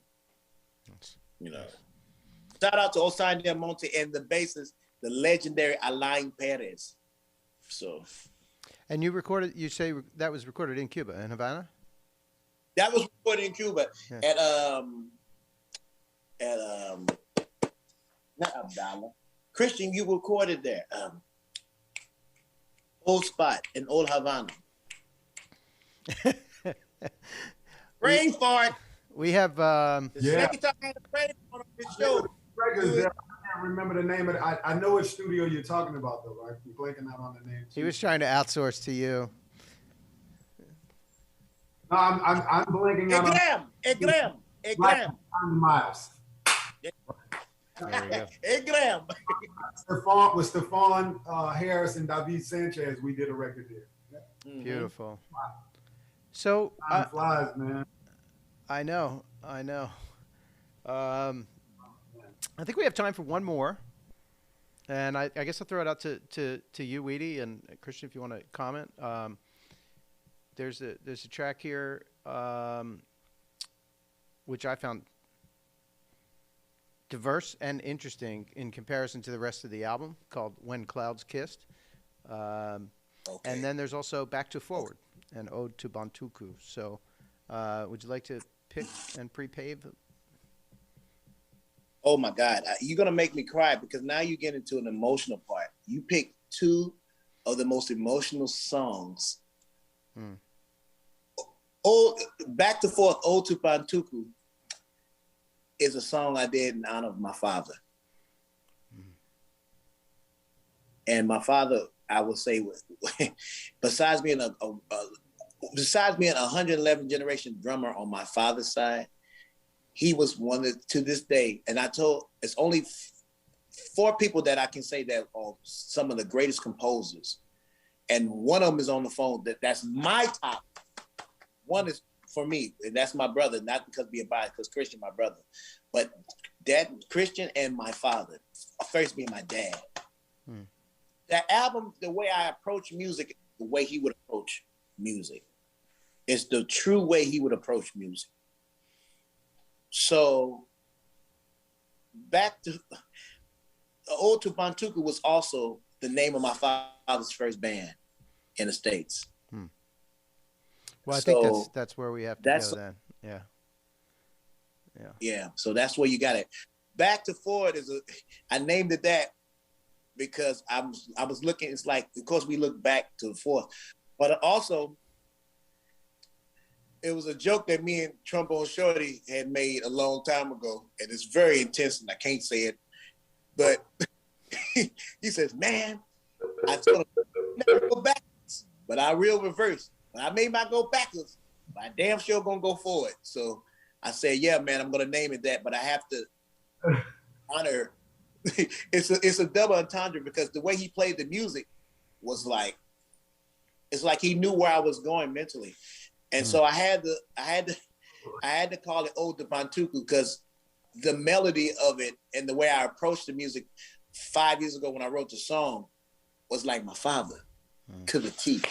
The way I would even explain it to the band, the way I would do it was like, it was tripping me out because I was like, damn, you say you are your father's son. So that's back to Forward, Ode to Bantuku. Let's take now the next one off the floor. But hello. Now the next one is the real one. It's called When the Clouds Kiss.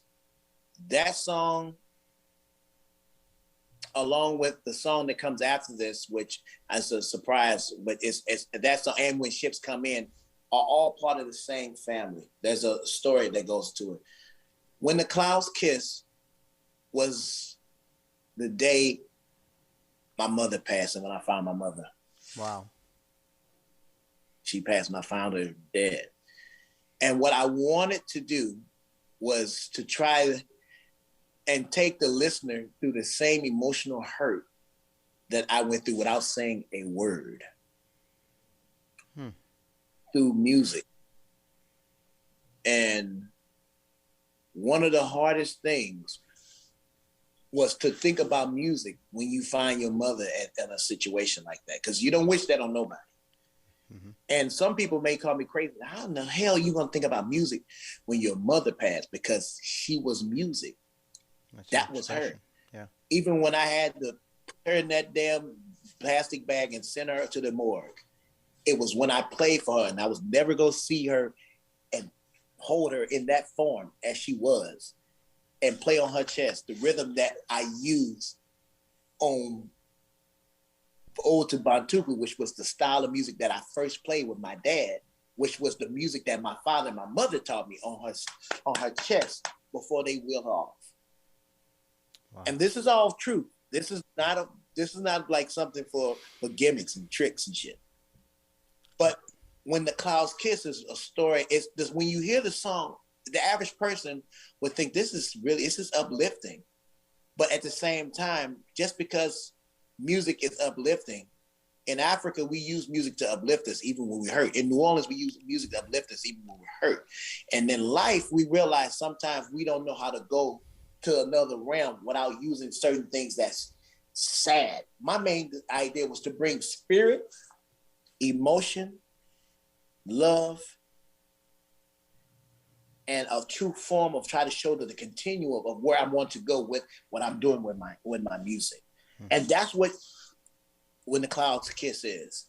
It's a true form of her knowing that that rhythm that we always play together will still be there. Her voice will still be there. Her smile will be there. Her laugh will still be there. But when you hear the song, it shows my hurt and my sadness as a human being, and her evolution and her transition into ancestral royal at the same time. So in real time, you're listening to what we feel when we're playing for spirit, whether we're playing for a bembe or a comb or Jenna Foley, but how we play for spirit. I'm doing that to show how spirit elevates and how it goes. Now, it was harder for me to do that because I normally do that at parties, but I'm doing that for my mother. Mm-hmm. Mm-hmm. That was the hardest thing to do musically. Yeah. And even in the studio, when I was like working on this piece, I told the engineer, Keenan McCrae, I say, you want to know if this is right? Ask anybody in the room what they feel when they heard the song, because there's no words. Right. And everything lined up the same. Say I felt like someone was leaving, but they never left. I felt sadness, but I got you. I heard hurt, but you will be fine. I heard spirit, but it was there with me. And I said, we have the song. Okay, that's what it is. So that's where I'm gonna go. Let me just make sure I've got the right cue here.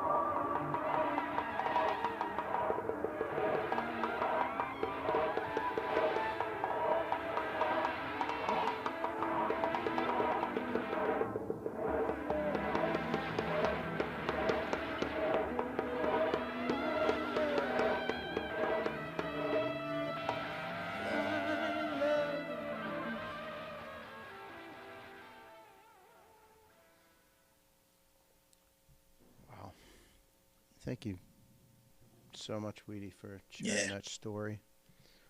I was thinking about my mom, thinking about that. I hear it all. It's really fascinating, and I can't wait for people to hear the whole thing. Yeah. Out to Robbie and Munizaki for it's hard to talk. And when you hear it, it's like, now that it's all over and we did the album, and when you sit back and you listen, it's like, and you know, Christian knows that feeling. He did over 20 albums, but he understands that feeling when you hear back. It knocks you down every time you hear it. It doesn't matter. It doesn't matter, you know, how many times you made it and you know you're over something and you know you're good, but emotionally, it just, and to tell you the truth, the day we finished the song was the day of my mother's birthday. So when we finished the song, it was July 19th. And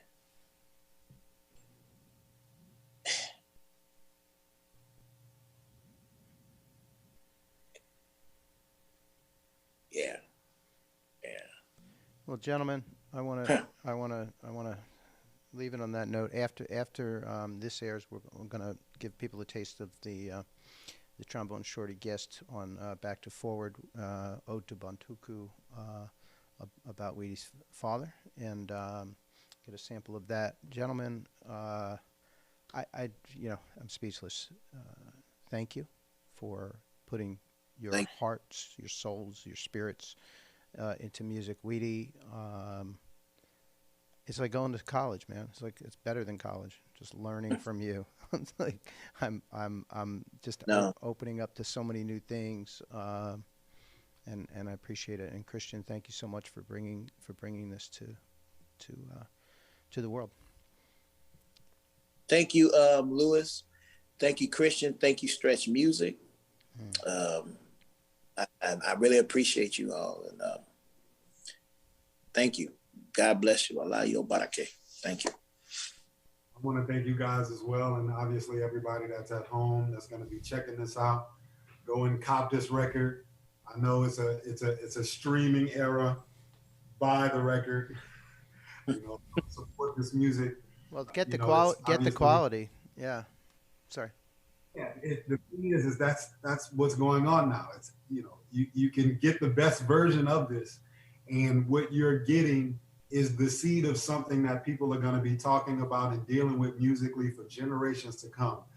You're literally seeing the seed of a new sound, a new approach, a completely new methodology, and new bridges being created not only throughout our diaspora, but all of the diasporas of the world, because of the intention and the mindset of the man who created it, the king of the hands of time, Mr. Weedie Braimah. So thank you, guys.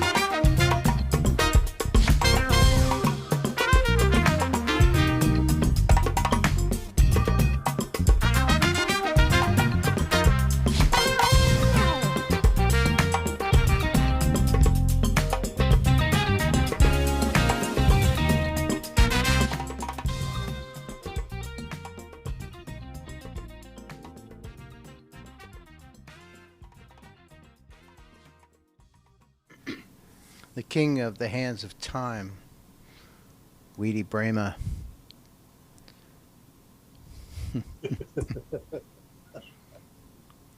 Check. 1 2 1 2.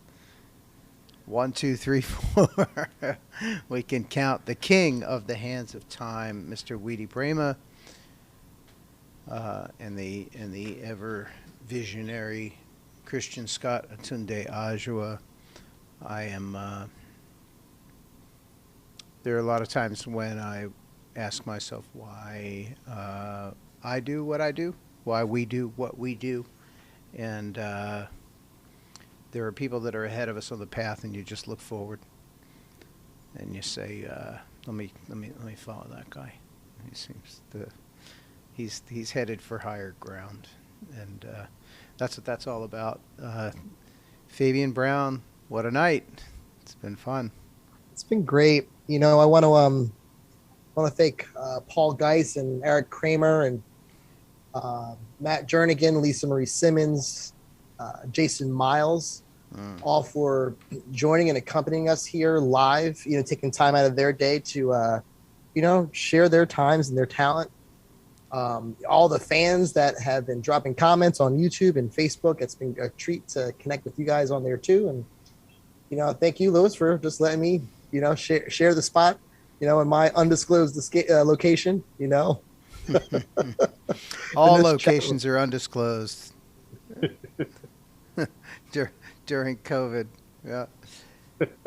Man, it's been great. What a wonderful time. I wonder how long we'll be doing this. and all I can say is as long as we need to. And thanks to fans who have tuned in, and I really do urge everyone to go to Bandcamp. They've been so amazing. It's the model of what things should be. We spend a lot of time trying to build the business the way we think it should be, and Bandcamp just straight up does it, donating millions of dollars at this point to artists by waiving their fees on Bandcamp Friday. And we have some special things lined up, which have been broadcast throughout the show and can be found at downloads.ropeadope.com. And go and purchase, gift, share if you can't purchase. These are things of value. So thanks to all, and we will be back probably next Bandcamp Day. All right. Thanks, Les. Thanks, all. Going to take it out with a Philadelphia classic.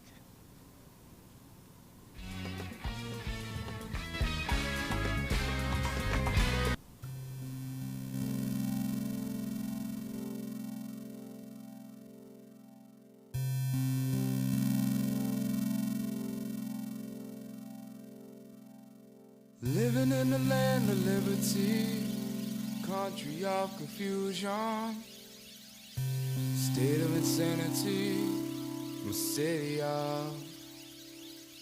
Living in the land of liberty, country of confusion, state of insanity, my city of. Living in the land of liberty, country of confusion, state of insanity, a city of brotherly love.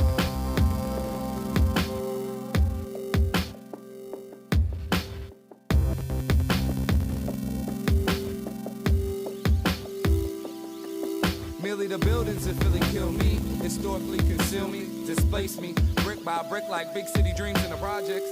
Waiting on progress, but they tack it on the Ritz. And the only one I tips is the music man, cause he performs magic, pulling melodies out of his hat. You see these token holding final destinations, saying y'all made it to suburban train stations, while we're left here giving concrete accommodations, losing our green spaces.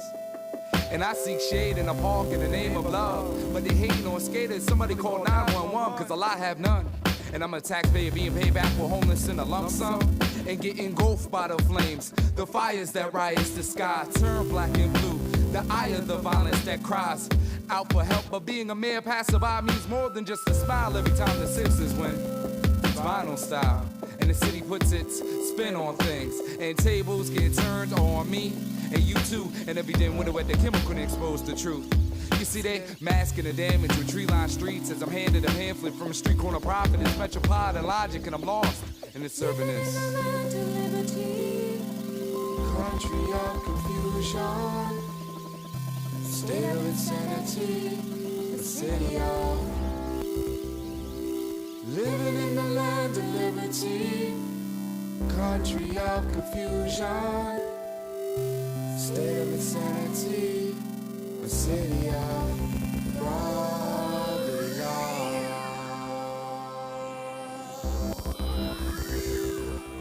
On a high note, I went and got up early today. I made my way through this ill urban decay. And while I was on the train, my train of thought, it wandered off. It took a walk, it passed by a phony thought double park. I saw row homes, the home of modern day Van Goghs. You see,